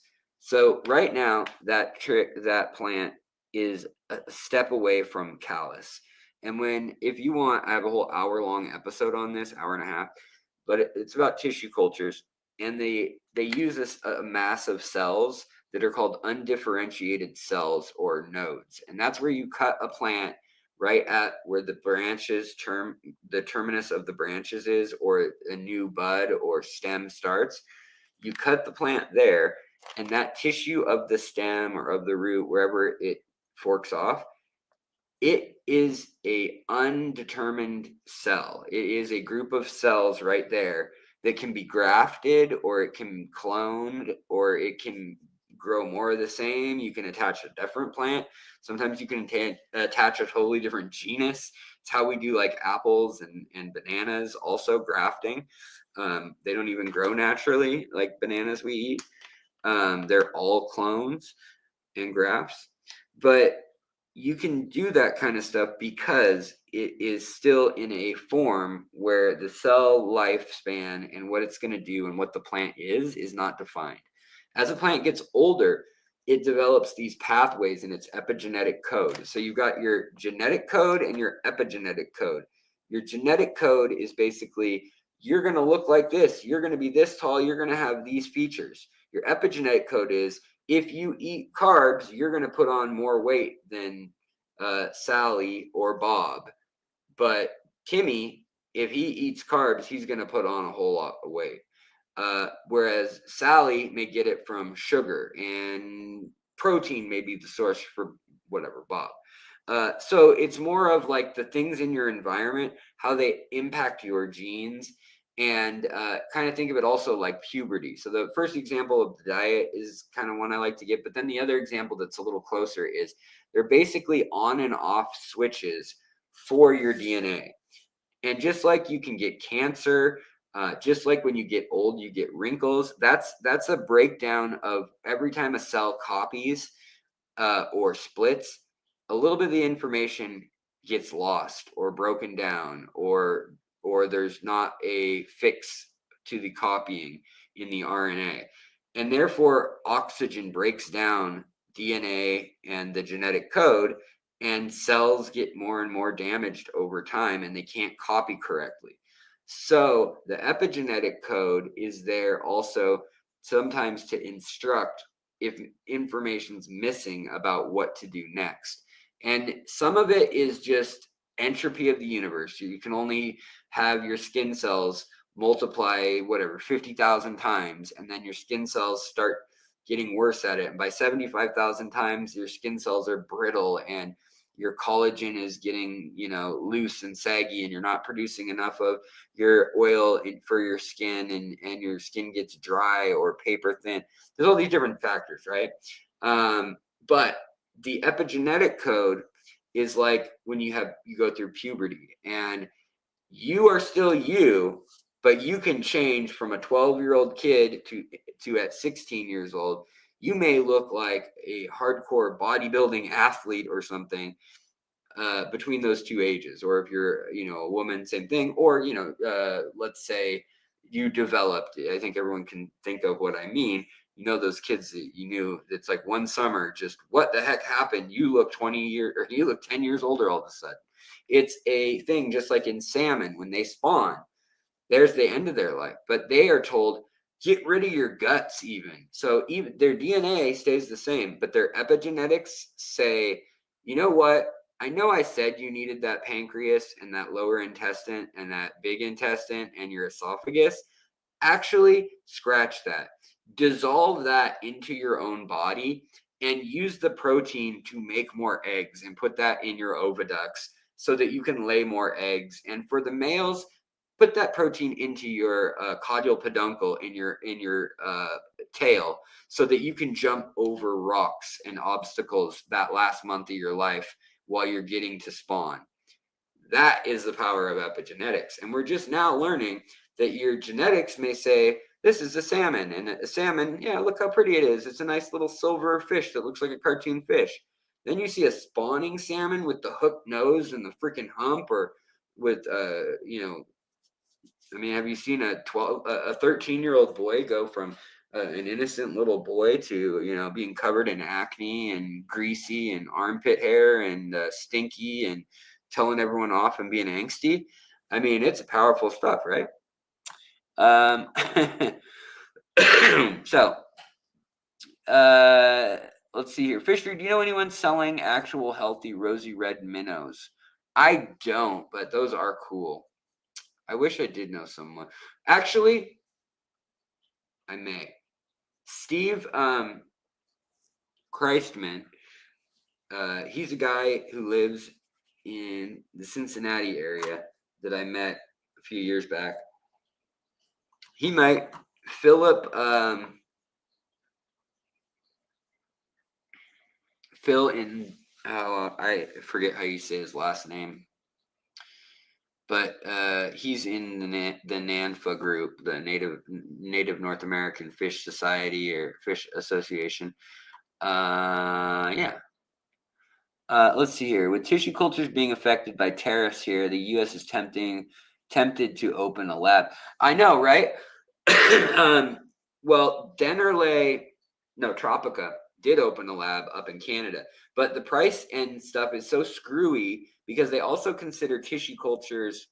So like I was saying, when you have an undifferentiated cell, it doesn't know if it's going to be a leaf, if it's going to be a stem, or if it's going to be underwater tissue, if it's going to be have a waxy cuticle and be above and in the air and able to resist dry spells, or if it's going to be underwater all the time and it doesn't need those oils and those glands in its leaf, and it needs to be able to deal with less oxygen and less CO2 and less sunlight than its version above water. Or is it going to be a little bit of both, like a mangrove tree? And so this undifferentiated cell, when you grow it in substrate that's immersed, but 100% humidity, or in a tray that's actually wet, it actually stays suspended somewhat like this. And until this is either in water 24/7 and the leaves are submerged, or it's in drier air and it has grown more tissue off on its own, it's kind of in between submerged and immersed. It's kind of its own category, and it hasn't decided which way it's going to go. So if you keep it in a similar state to this, it kind of just keeps growing and doesn't know what order to follow from its epigenetic code. And therefore, it's really easy to transfer. When you got a good stem or rhizome, that gives the plant energy to store. Whereas if it's only grown a stem and a few leaves and a very short root, that plant has no stored energy or nutrients to live off of in the water. And it's getting less light, less CO2, less oxygen, maybe less nutrients than it was from the soil or from the auger that it was in, the agar. So yeah, let's see here. Well, I'm glad folks are seeming to dig my side tangents tonight. We've been all over the board, I know. I apologize. Would you be able to advise on breeding scarlet batis? I have three males and one female. Considering trying to find more females, but I worry there'll be too many together. I would get rid of all but one male out of that tank. Put the other ones in another 2.5 gallon. They'll be fine. Put them in a 1 gallon. Honestly, batis will be fine in a freaking cup. They hang out in very tight spots. But for a week at least, put the male and female together. Pick your most colorful, beautiful male and the one you think's female and put them together. Or separate the one that you think is the female.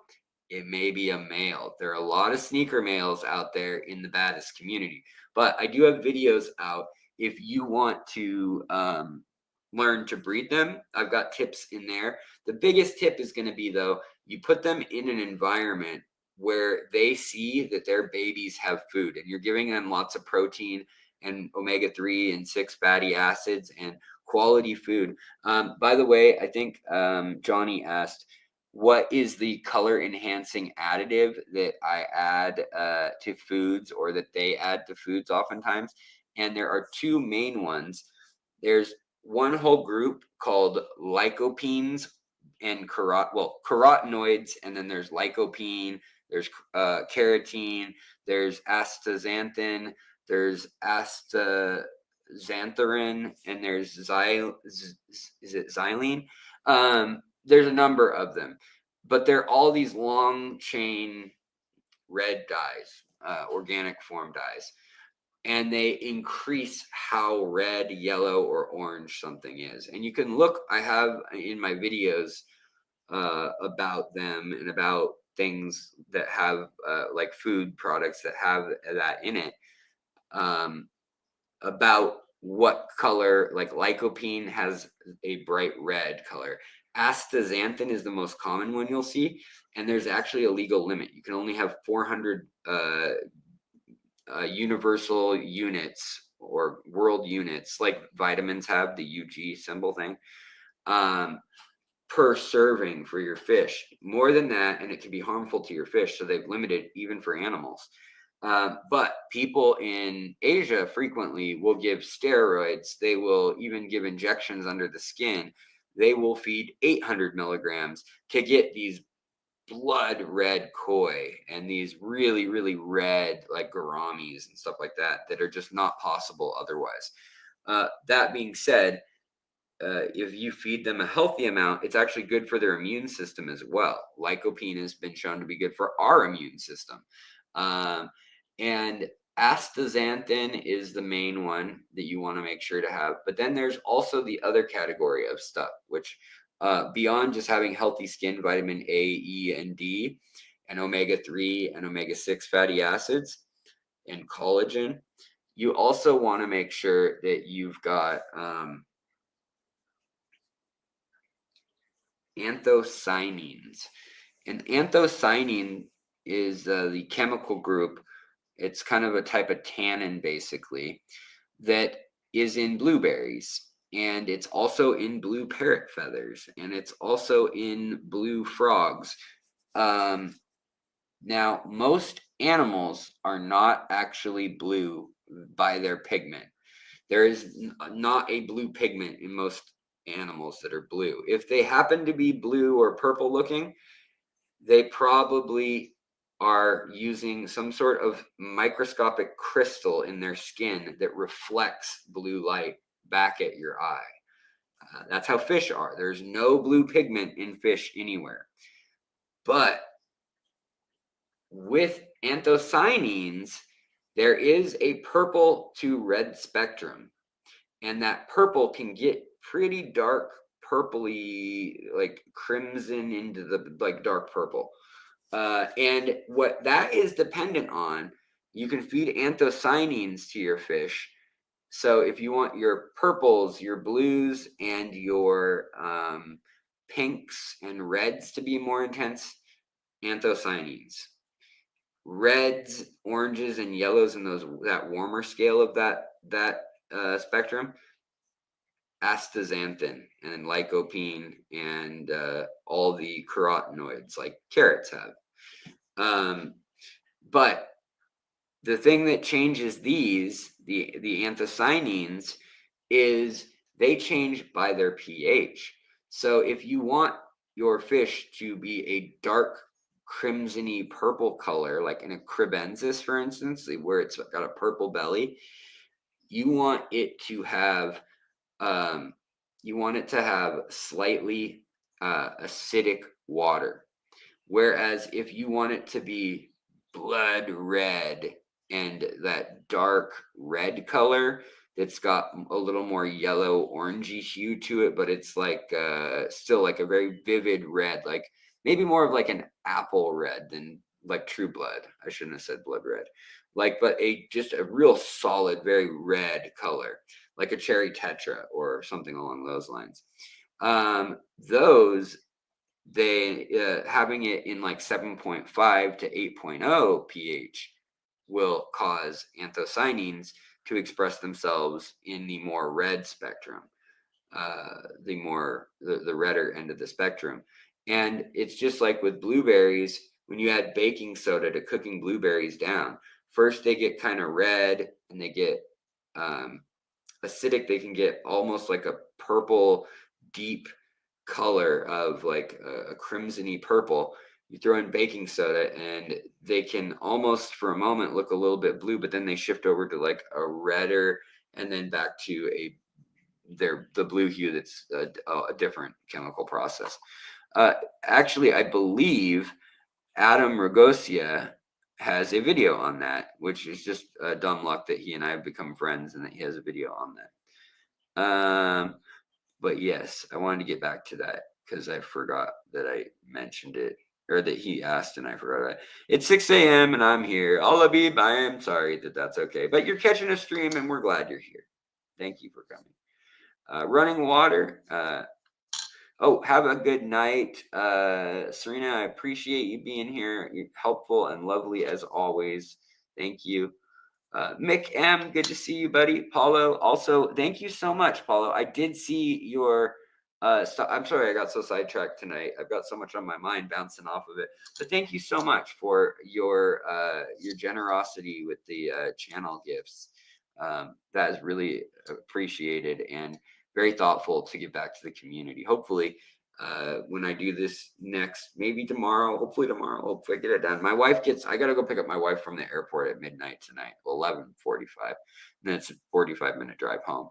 But I was hoping to get my video that's audio based mostly. I might just put like random fish B-roll in the video. I wanted to get that up. And again, it's going to be about new research about how teeth were formed in fish fossils have shown us this, and how like catfish and plecos and corridoras even today have that remnant showing of their denticles and odontodes. Then and why we have feeling in our teeth. Like, why are teeth sensitive? Shouldn't they just be like rocks that chew? Like, that'd be helpful. And then the other thing is interesting, Paulo. I also heard that almond leaves being used for medicinal. Yeah, almond leaves, guava leaves.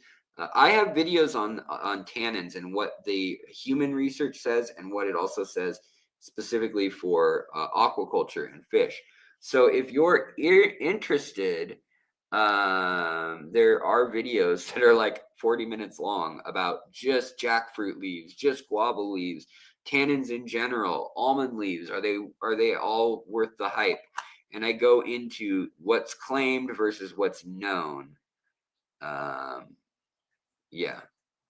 Wine grapes. Yep. Running water also called out. Anthocyanin has that. Wine grapes are also purple for that reason. Yep. Hey, Alex, do you know what's up with these crowns, the purple crowns in chat? I do not know. That is some new freaking thing. I don't know what's going on. And people, there's like a leaderboard or some crap. I don't know what's going on.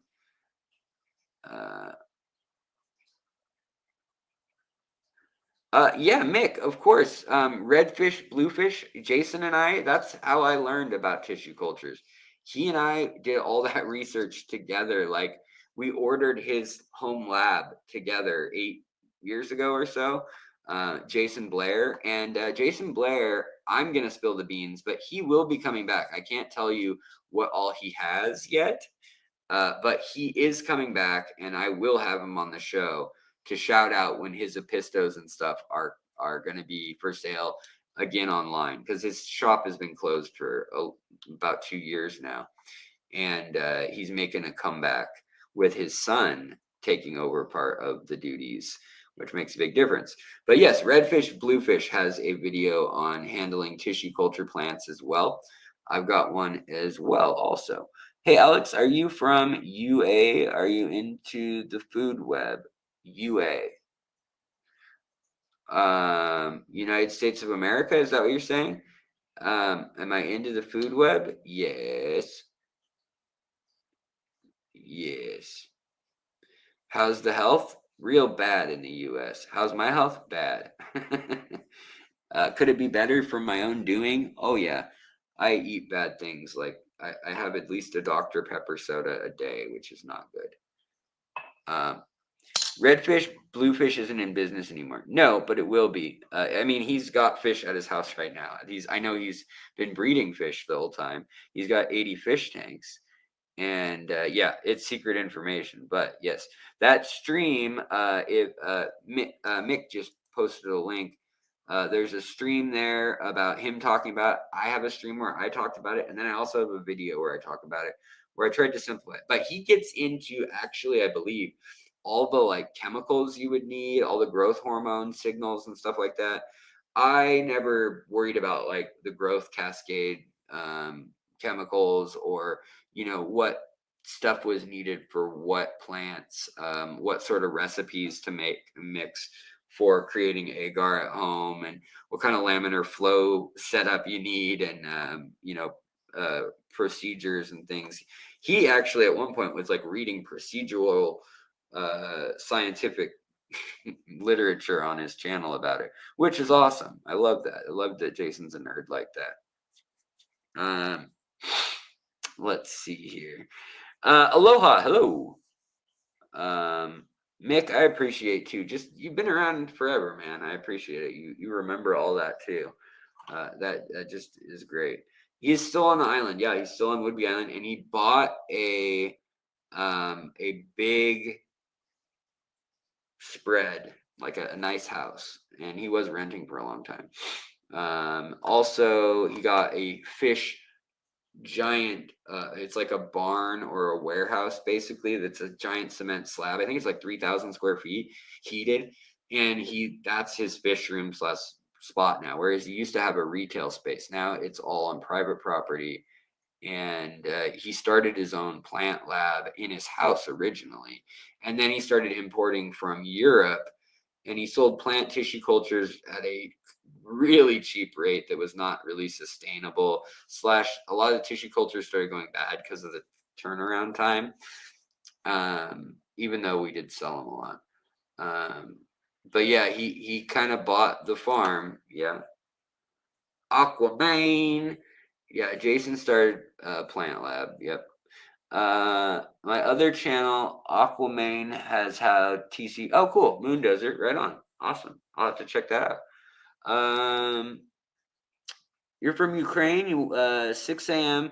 woke up all of the sudden, finally got to your live stream. I was doing everything from going to the creek, collecting, putting scuds and isopods in the. Oh, right on. My question is, how do I know if I have a strong food web? Oh, that kind of question. Okay.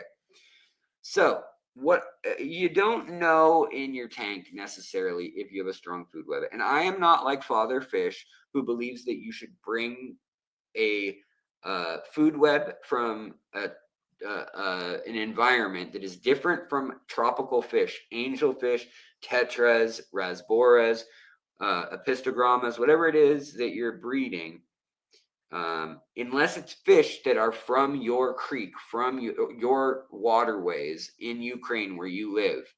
If you are raising like Eurasian carp or brim or pike or something that is from Ukraine, then I think there is an argument that you could have a biotope tank and have a whole food web that's more resembling what they would have in the water, and grabbing leaves and logs and stuff and putting it in a big old tank might be okay. What I want to encourage is basically separate the things you find out in the ecosystem of the nature around you, especially this time of year in the Northern Hemisphere.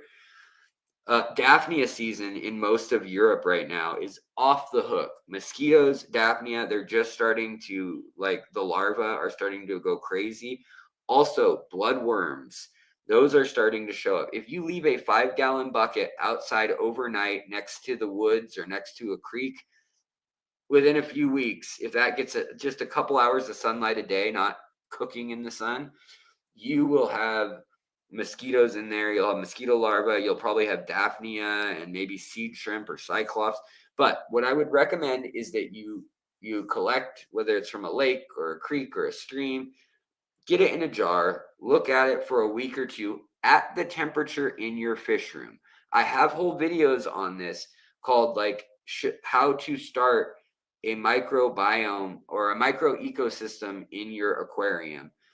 Because I am more of the opinion that tropical fish are going to want something different than whatever it is that happens to be outside your house, unless you live in the tropics. And therefore, Daphnia, things like scuds, they're great. But if you have pet shrimp, if you have nanofish, scuds, dragonfly larvae, bloodworms, there are species of those things that will kill your creatures or that will eat your plants. Snails, there's lots of eggs, there's lots of parasites that can get in your tank.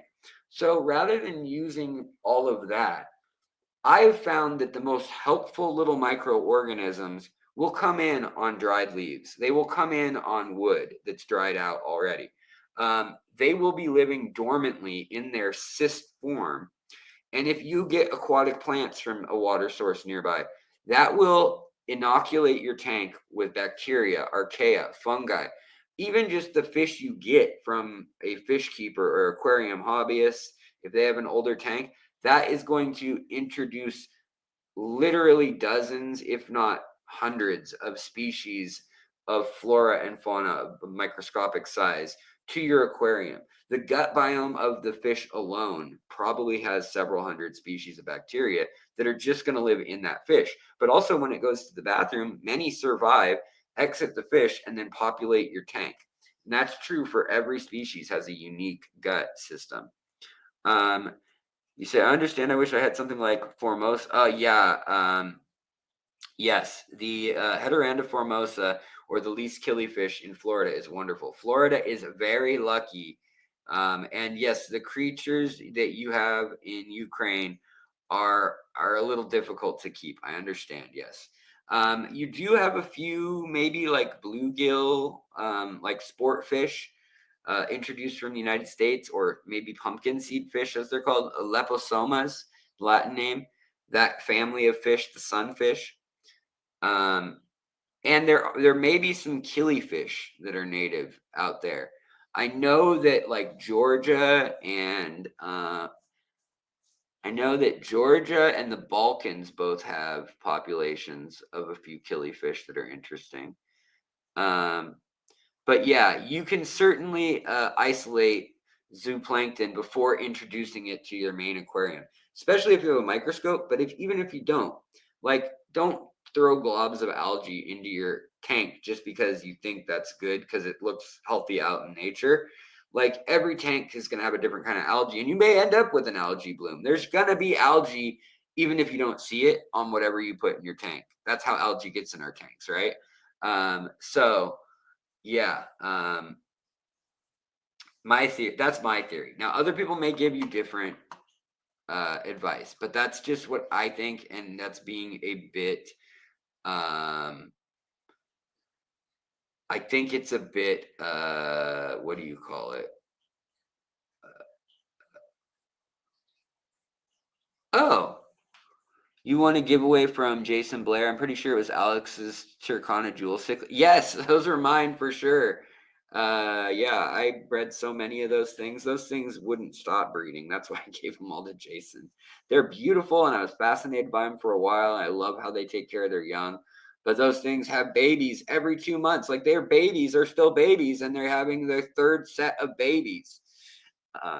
Sorry. Running Water says, I think it's about time fatherfish has been called out. People new to the hobby can easily get turned off.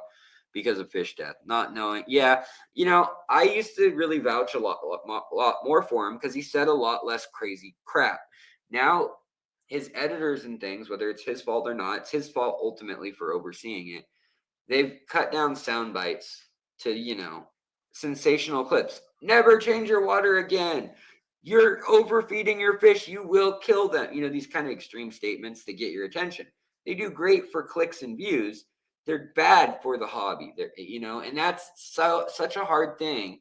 Everybody wants success. And the guy has been spending years of his life, living with a roommate into his 80s, trying to keep his store open. I get that, he's been around a while and in the hobby and yada yada, but at a certain level you have to be correct with your information. And you can have someone with 100 years of experience, but if they do the same thing day in and day out and they don't change it ever since they were 30, they're stuck in their way. And Father Fish, from the very beginning, I've known Father Fish now for almost 8 years. So I'm talking when we were streaming to 6 people together.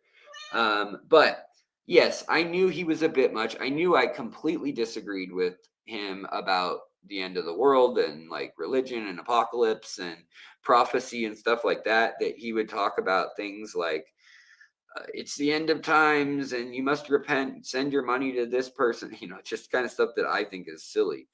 But yes, I also agree that the last 2 or 3 years of his stuff is not something I can endorse anymore, really. There was a time when, the last time we sat down and I tried to kind of defend some of it, like by saying, if you watch his stuff from years ago, if you watch his videos in their totality, I think there's enough worth taking away. And we are one of the same in wanting to do similar things with tanks. However, the science and the methods don't stand up.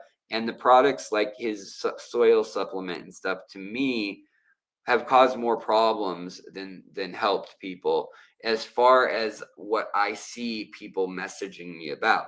Granted, people who are having a great time usually only message me to say, I love Father Fish and he made me have the best tank ever. And I don't remember that as much as I remember, here's a picture of all my fish dead and all my plants have their roots turning black and now the plants are dying. And I just spent $50 in plants with him. And now my ammonia is spiking and my nitrate cycle has crashed and there's parasites in all my guppies, So that kind of stuff gets to me over time. And I tried not to make it personal for a long time, but at this point, I can't vouch for that at all, and I kind of have to vouch away from it, honestly. Even the nature method, I still love, but I don't think it's good for people coming to the hobby for the first time, trying to keep a bowl with plants and no water changes and no filtration and no heater and feeding like very rarely just supplementally because you built a good ecosystem on your first go. That is some like, we're playing with the hobby at that point. That is some like next level. You've been in the hobby for 10 or 20 years. You get how a tank goes. You know when things go wrong. And even so, I still screw it up. You guys see all my screw ups. I try not to make a screw up that I don't share with you guys, because I think we learn more from the screw ups than from the tanks that just kind of peter on and, whatever in obscurity. So yeah. But that being said, I did want to be a proponent of people like Lucas Bretz, who he says he states it a little too easily, I think, maybe perhaps. That's my only critique on that right now, that I can think of off the top of my head. And I haven't watched him closely in a while, but that's my idea, is that, these things are very fragile systems, just like nature is. And yes, nature will find a way, but nature doesn't have an agreement that it won't kill all the fish species before it finds the way.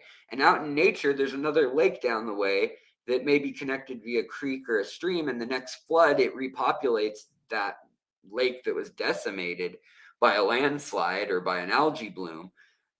but it's okay in the long run because of the scale and the scope. However, we don't have that luxury in an aquarium. Once all the fish die, nothing's going to repopulate them other than you. So you have a calamity on your hands. And the same with plants and any other living things. Thank you, Celestial G. You'll let me know if I screw anything up. Alex, you know that. Yeah, I mean, I try to be as open as I can be, you guys. You know, if I'm messing up, be like, Alex, go home. You know, you're done here. Just call it a day.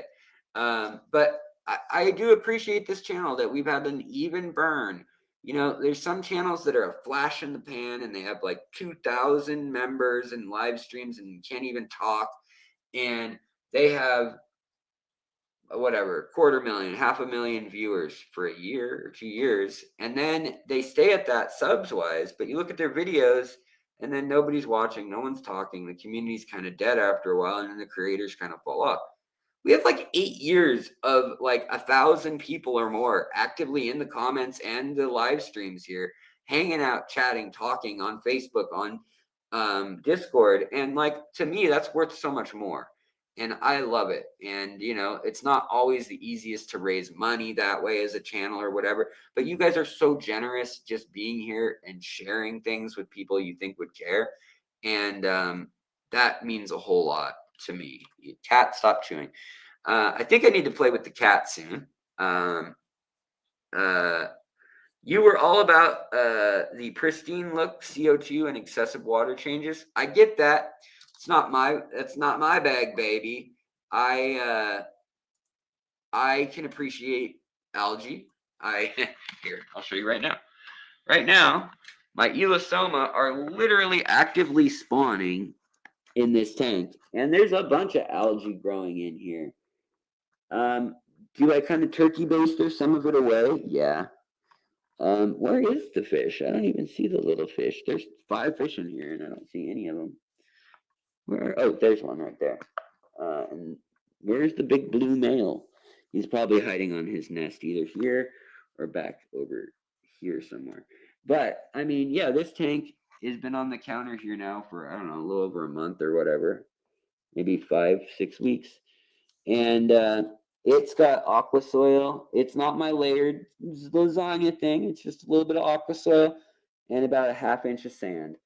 And, you know, it was to make a tank to just show you that, yeah, you can just set a little tank up like this to spawn. And yes, you can still throw some plants in that are growing. And yeah, you can use a $20 light, you know. You can use a $20 tank.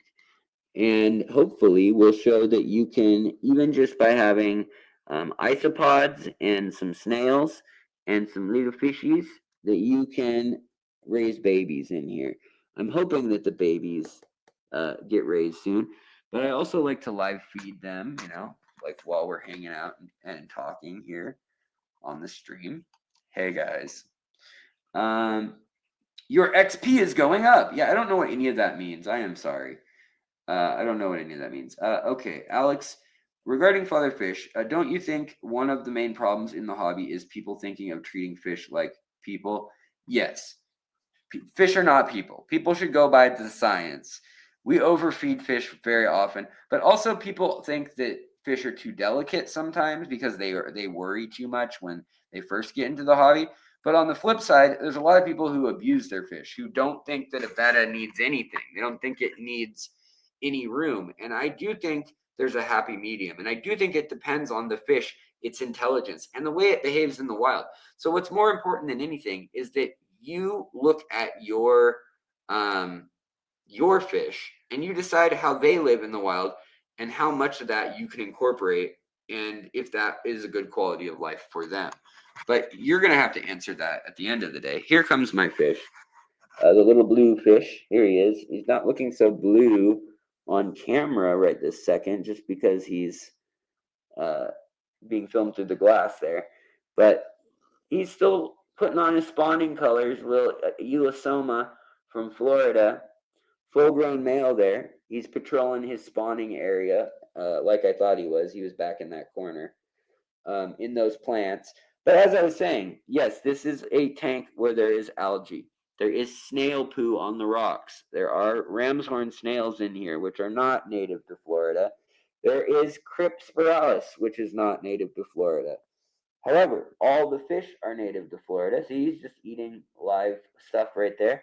There are isopods that are native to this part of America. And then there are ram's horn snails that seem to exist everywhere now. I don't know that we know 100% where ram's horn snails came from because they're literally all over the world now. But I put 4 ram's horn snails in here originally, and they're in here with that chill Mr. Male, the a male who's chasing the subdominant male. That's a little male, a juvenile male, getting chased by the dominant male of the tank, and being they don't get violent with each other really. They just kind of chase each other around.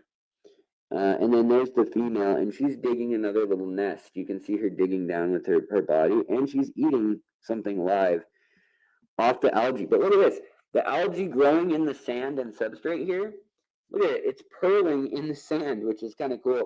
If you look closely, the sand is not purling. It's just the fact that the substrate has a biofilm, and there is a layer of algae and or cyanobacteria that is photosynthetic using this light here. And that intensity of light is enough to allow it to pearl, as is this stuff. There's some purling going on underneath the undersides of these leaves. And here's Mr. Blue again. We're just too close to see him. But there's also that purling from the leaves is getting kind of stuck on the protein that's needs to be skimmed off the top and dairy. There's no filtration in this tank. These fish are very hardy, and they don't need a filter. They do need some water changes here and there, but they don't need a filter. And there are a lot of fish like that that can tolerate a lot of that.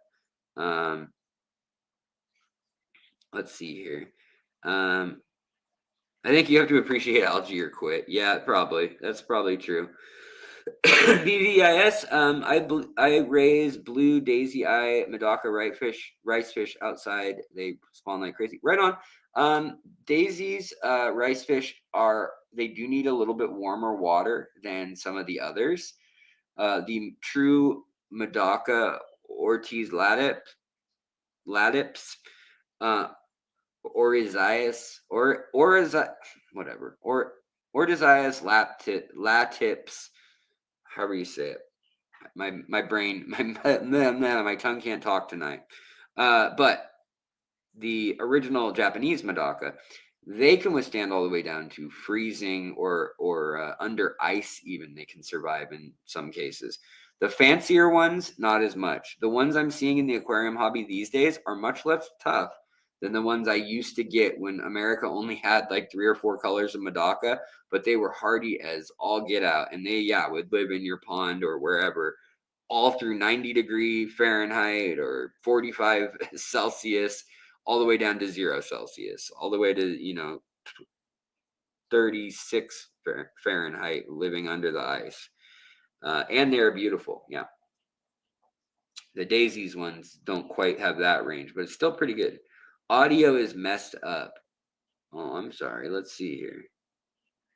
Celestial G, I appreciate that. Thank you. Are they egg scatterers? Yes, those little fish are egg scatterers for sure.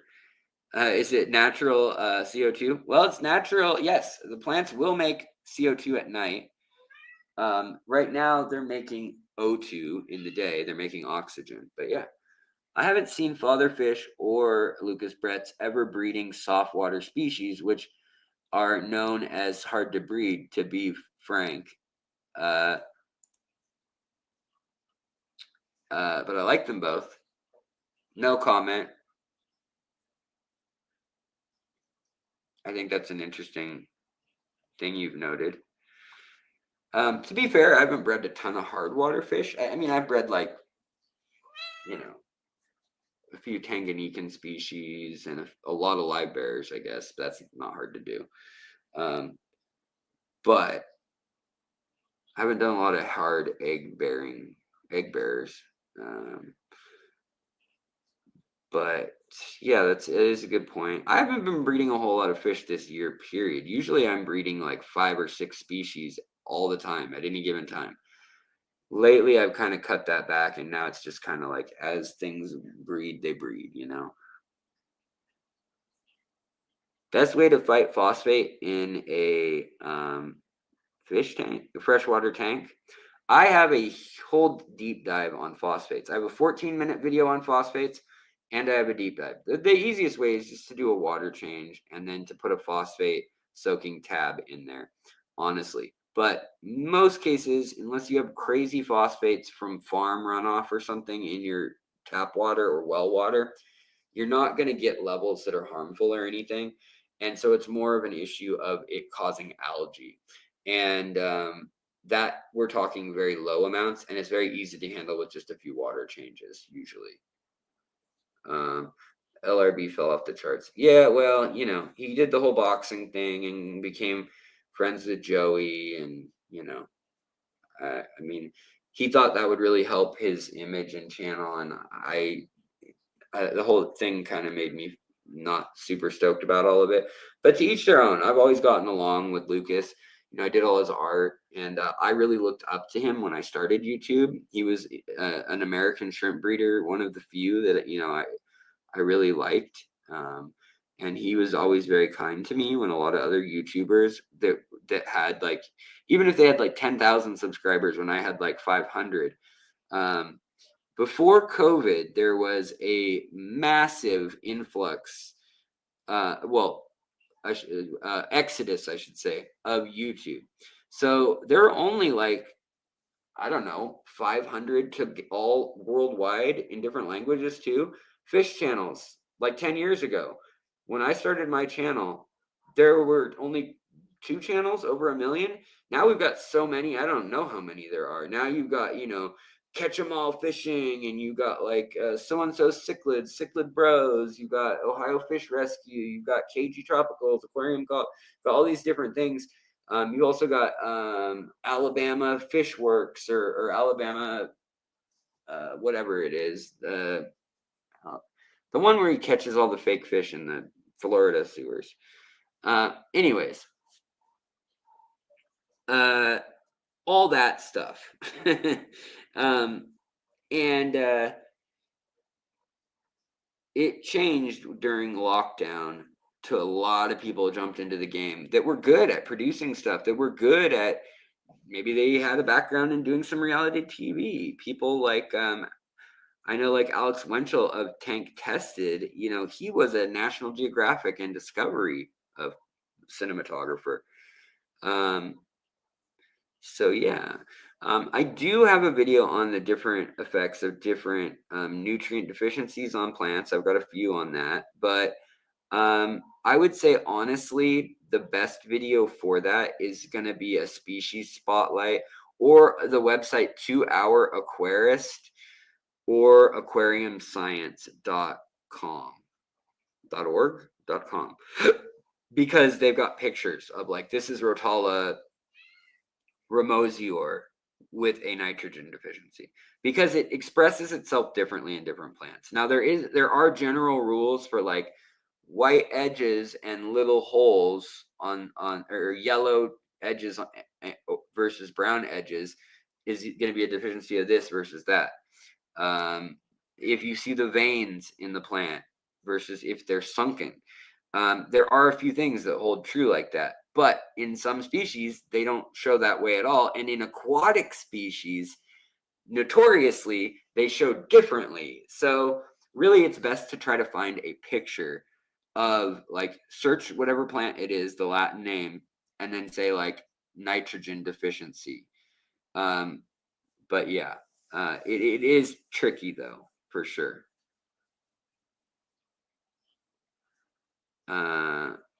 Let's see here.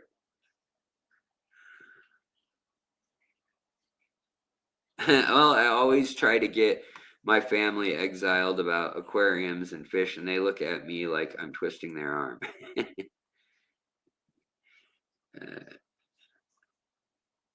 Yes.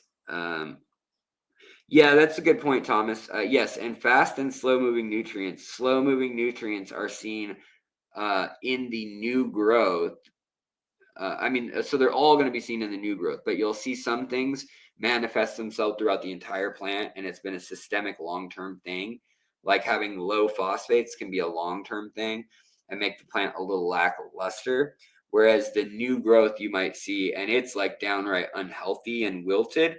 And that's when you know, like, oh crap, it has no calcium, no KH, and it needed some. And that's why the leaves are all crinkled up. But there aren't really tells that can tell you this species will look this way every single time. Like there's no card that works across the board, unfortunately. There are cheat cards that are kind of helpful on Google that you can look up in Google Images, but I'd be lying if I was telling you that at a high level of aquascaping or growing aquatic plants that they're really accurate at all, because they're not. They're really for kind of new people to try to get somewhere. And really, more often than not, you'll add a broad spectrum, either micronutrient or macronutrient, or nitrites or iron. Those are the things, or potassium maybe. And you'll add one of those things and it'll fix it, and you'll be like, yay, it was that. And then it may have just been mold bendium or zinc or something. So yeah, that's kind of tricky. Fishery, how often and what do you feed your fish? Any commercial foods regularly? Yeah, I do feed a lot of my fish pre-prepared foods. I feed them Aquarium Co-op, Magic or Nano Food, and their fry formula. I also feed extreme sinking granules. I feed a little bit of Sarah food once in a while from Germany, like their color enhancing flakes and their insect food. I feed fluval bug bites, Hikari bug bites, and first bites for tiny fish. I like golden pearls for really tiny little baby fish that usually only eat live food. That's a really good one, and you got to know where to get that from, like Brine Shrimp Direct or from a co-op, a true co-op, not aquarium co-op, but like a fish farming or fish um, retailing co-op wholesaler. Um, but I do have videos saying, let's feed my fish, where I usually will take frozen food too. And I'll make a mix of frozen food in aquarium water that's, 78 degrees or whatever Fahrenheit. And I'll mix it up, and then I'll take the turkey baster and I'll have some bloodworms, some daphnia, some seed shrimp, some live this or that, maybe some frozen this or that, and maybe even a little bit of flake food. And then I will. You have been on so long, and we love it. But how is your leg? Yeah, I'm reaching that point. You can probably tell that I'm stepping sideways a bit. Any good book recommendations about aquatic plants? That's too good of a question for me to not answer. Fish world is very different from when I was doing things 20 years ago. Now there's so much out there. It's a lot to sort through. But happy Bear, you're so right. And unfortunately, there's a lot of people who will tell you they know everything. Nobody knows everything. There's plenty of people who know a good amount, but do what works for you. Find the good sources, find the authoritative sources, and find the people who will admit when they're wrong. Because any good source will do that. Hopefully, they're not wrong a ton, but I think that's all good news. Go to places like the Audubon Society for birds. Go to places like the Live Bear Association or the Cichlid Association or local fish clubs that have been around 60 years. Look who the leaders are in those places, and you'll find people. I think, honestly, look for the lifelong people that are involved with fish. People who've written books, the people who publish things, the people who are part of the CARES program or who are always at the auctions.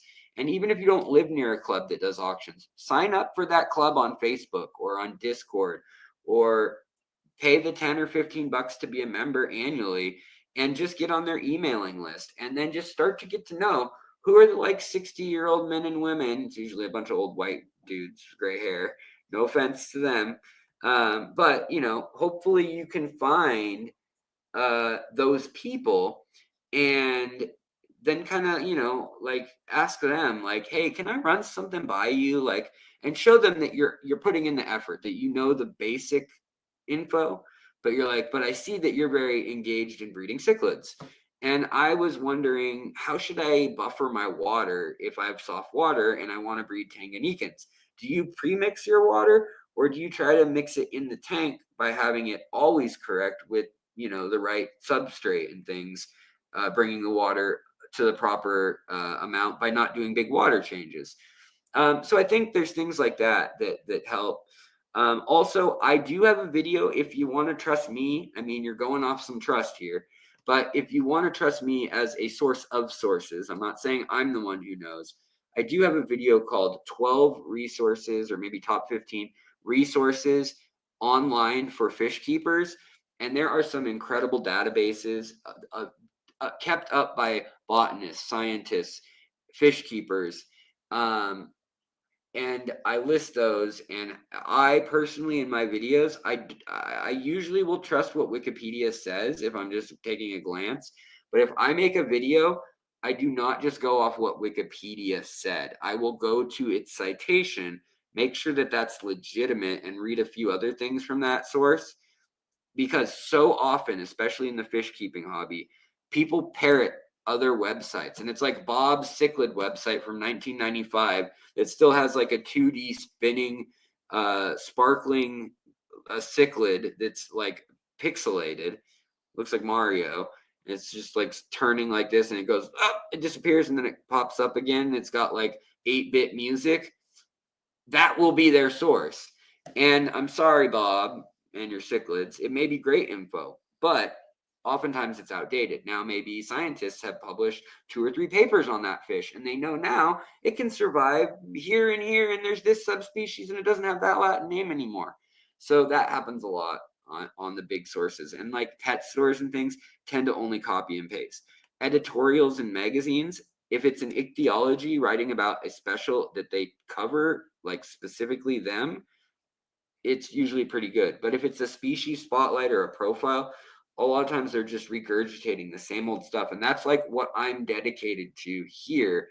And why it takes so much longer for me to crank out content is when I make a top 10 list, or when I make a species spotlight, I go back and I try to find the first published taxonomic papers, and then the later taxonomic papers. And every time they change the name, to make sure that there's congruity in what, you know, um, is going on.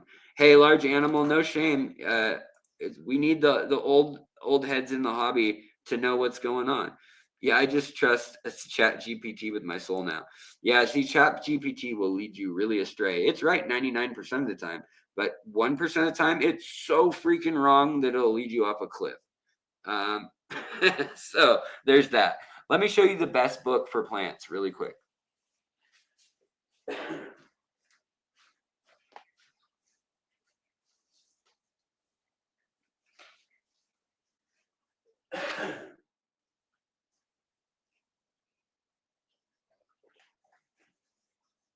Do I have the other book?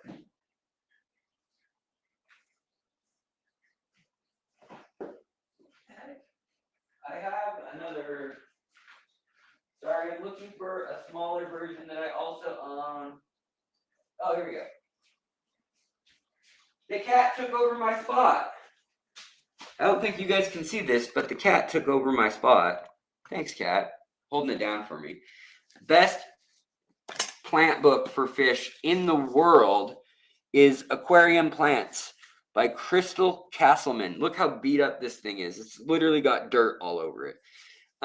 This book has like every species that you'll encounter in the aquarium hobby, with the exceptions of maybe like a few Rotala variants from, you know, outside the US or Asia or the EU. They might be called something different in India, or, you know, Riyadh or Hungary or something. I know Hungary is part of Europe, but I'm just saying maybe locally there might be a different term or something, but the Latin names are all correct, obviously. And this is an incredible book. 900 species from the hobby, over 650 pages. Now it's spendy. It's probably $150 for this book, but it's worth it. But she does have a way cheaper version. I think it's $50. That's smaller, and it's not hardcover, and it's a shorter explanation, but it tells you how big the plant gets, if it's a fast or slow grower, what nutrients it tends to need, the temperature it needs, whether it needs flow, what pH it needs, any quirks about it. And then like here's like a quick summary of French. Let's pick one that's Ludwigia glandulosa. So that's very common, Ludwigia. From North America, medium-sized stem plant, aquatic, leaves up to 2 centimeters long, petiolated, and they are alternating and lanceolated. Up to 11 centimeters long and 2 centimeters wide at their largest, olive green to wine red with purple undersides being common. It occurs in very many forms.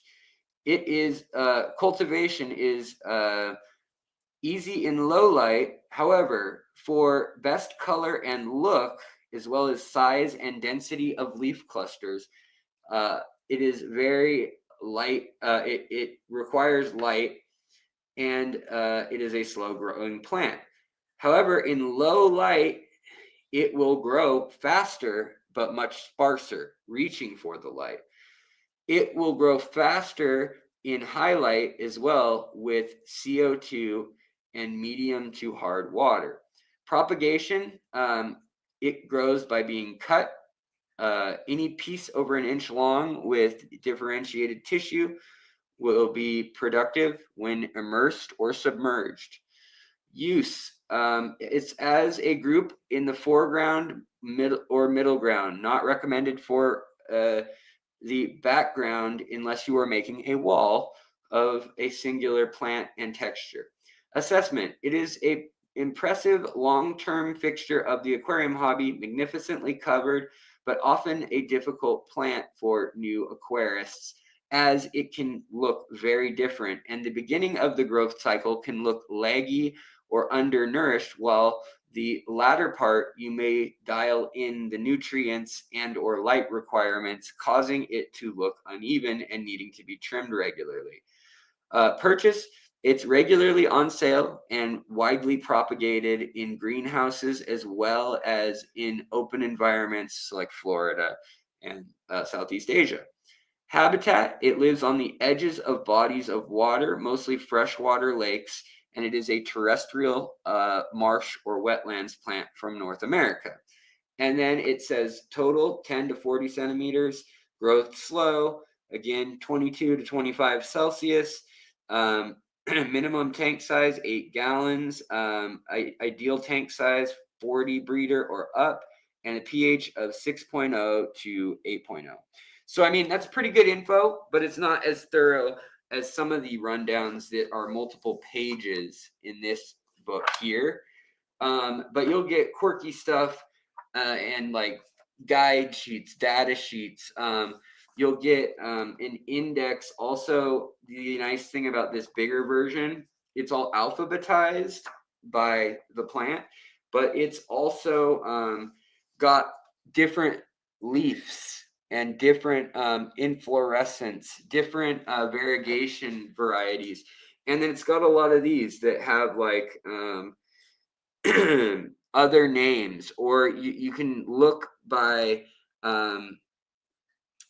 does it need cloud cover? What altitude does it grow at? What light value does it need? How big does it get? And there's a table for each of those in here. So this is like the Bible. And it originally was in German, and I had the German version, but in 2019, she came out with this version. And I met her in person that same year, and I got one of the first printed copies. I got it signed, and this is seriously a cherished possession, even though it's all beat up. And then I also, just for the fun of it, just to review it, because I wanted to see if she was just like trying to cash in on her name and the other book, see if this was worth it. But this is still one of the best small book guides. I think you can get them on Amazon, but Crystal Castleman, if you search for her name, Crystal with a CH and an EL at the end, not the way you spell crystal necessarily in the US. And then Castleman, Kasselmann.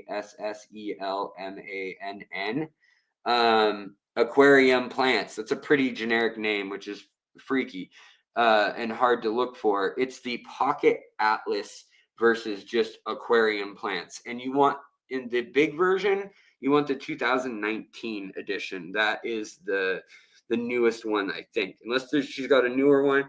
But I think the 2024 or 2025 is this one. And this has 200 species. The other one has a 950, I think. So thank you, Mick. I appreciate that. You threw it there.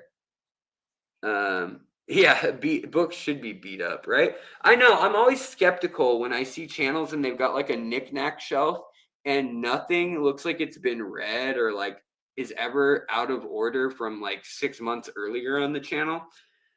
All my crap, all my fish room is always a catastrophe, and I feel bad about it. And I know I should like clean it up more. But I mean, I'm just like a Tasmanian devil. I'm like a tornado when I move through a space and I'm like thinking about a project or curious about something. But yeah, can you show the cover again? Yeah. Cooking dinner, I missed it. Yeah, it's cover. There's also a gloss sleeve that fits over this that is just the same as this, but it just says aquarium plants, Crystal Castleman. It's got some Rotala Wallachia and some Ludwigia Red Star, some dwarf hairgrass, and some Rotal or hydrocotyl tripartita, and then it's also got a little bit of maybe what is that? Water Sprite maybe, or baby tears? I don't know. And then also it looks like it might have Ludwigia pontanal growing on it here. And then on the back, it just has this color atlas, over 750 plants. But some of those have 4 different species, like species varietals within that. So it's actually way more. Anyways, guys, it's 50 euros in my country new for hardcover. Thomas, you got it.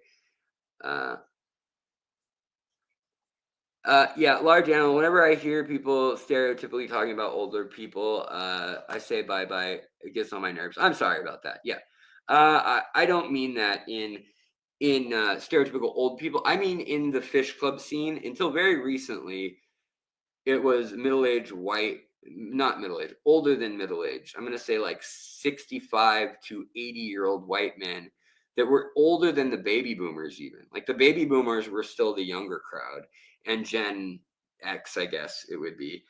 And now that demographic, that whole trope from the 80s and 90s is kind of dying out. And unfortunately, obviously, that's some really, really talented and very, very intelligent, thoughtful people. Yeah. Yeah, you've caught Chat GPT being wrong with meds. Yeah, they're very wrong with Latin a lot too. AI is terrible with like identifying fish species or knowing how many rays there are on a fin, how many dorsal ray extensions, or how much size is, or what the patterns are, scales are, stuff like that. Worldwide shipping 69 euros 95 cents plus 10 euros worldwide shipping. So yeah, okay, so it's not 150 anymore. That's what it was for a while when it was new. Now, I mean, I think she made maybe 5 or 10,000 copies of the big book when she printed it, and she said that's all there's going to be. So yeah, it's pretty good. If it's $70 now plus, so $80, 80 euros, 60 pounds. What is that? 65 pounds, 60 pounds, something like that. I don't know what the euro and the dollar are at anymore, or what the Canadian dollar or the Denmark or Dutch or Danish kroner or anything. I don't know where anything is. Anyhow, you guys, I appreciate you all joining me tonight. I want you all to write a complaint to Jolly Rancher about all the watermelon and blue raspberry, not a thing. Blue raspberry is not a thing in their bags. And I think they should have more apple and grape, and they should bring back orange or peach, even though those are in the tropical twist pack in some parts of America. That's my complaint for the day. All right, you guys, I gotta wash up. I gotta get Deutschmark. I gotta get the franc. I gotta get back. I gotta rest up, put my feet up a bit. They're getting all swollen. I look like a dinosaur. But yeah, I need to put my feet up for a while over my heart, so that I can go drive and pick up my wife from the airport. But thank you guys so much. I hope you guys will have a wonderful night. I really do appreciate. She will send it signed. Wink, wink. Right on. Well, yeah, I think. Yeah, does she? I mean, just tell her you want it signed, if nothing else. And she's sending them from her house sometimes. Anyways, I had to pay an extra $50 to get mine signed. But that was at like an event, and it had just come out. And I'm a simp, so for the love of the hobby, I know how hard it is to publish a book, and yeah, I mean, that's a lot of time, effort. It's a whole lifetime of time and effort, really. And there's nothing like it. Anything remotely as good. All right, you guys, thank you for being here. Thank you so much, super chatters, lurkers, people who are watching this in the replay, all of y'all. I love you. I hope you're taking care of your critters. I hope they're taking care of you. I hope you're taking care of yourself so you can do all of that and enjoy all of that, of course. And I need to do that. And hopefully I can get the next episode out either tomorrow or next day or something. And we're going to be talking about how teeth evolved in fish. We're going to be talking about how, what are they called? Clownfish can shrink during hot weather in order to increase their survival rate when the water gets too hot to usually survive by 75%.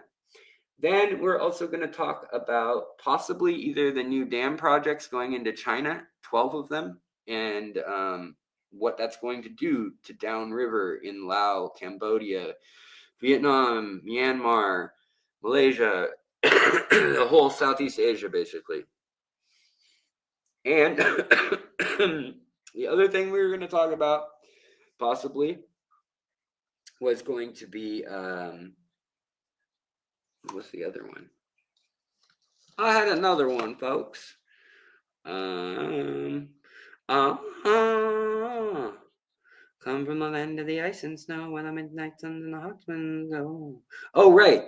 How algae, how using two types of algae and or cyanobacteria has found a way to kill Vibrio, the bacteria that is antibiotic resistant in a lot of fish. It is the nastiest of the nastiest. It's like Ebola in the fish world. And it turns out the magic bullet cure was right under our noses, possibly.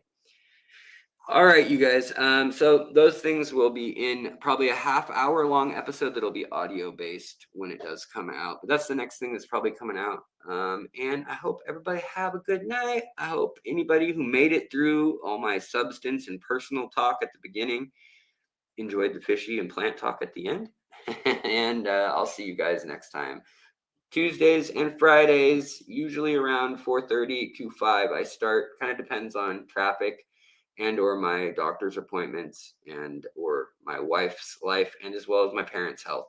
Lots going on in my personal life right now, but I'm trying to keep things on a schedule here, and I appreciate you all so very much for being a part of it. Have a good night, guys. Take care. I've been driving all night, my hands wet on the wheel.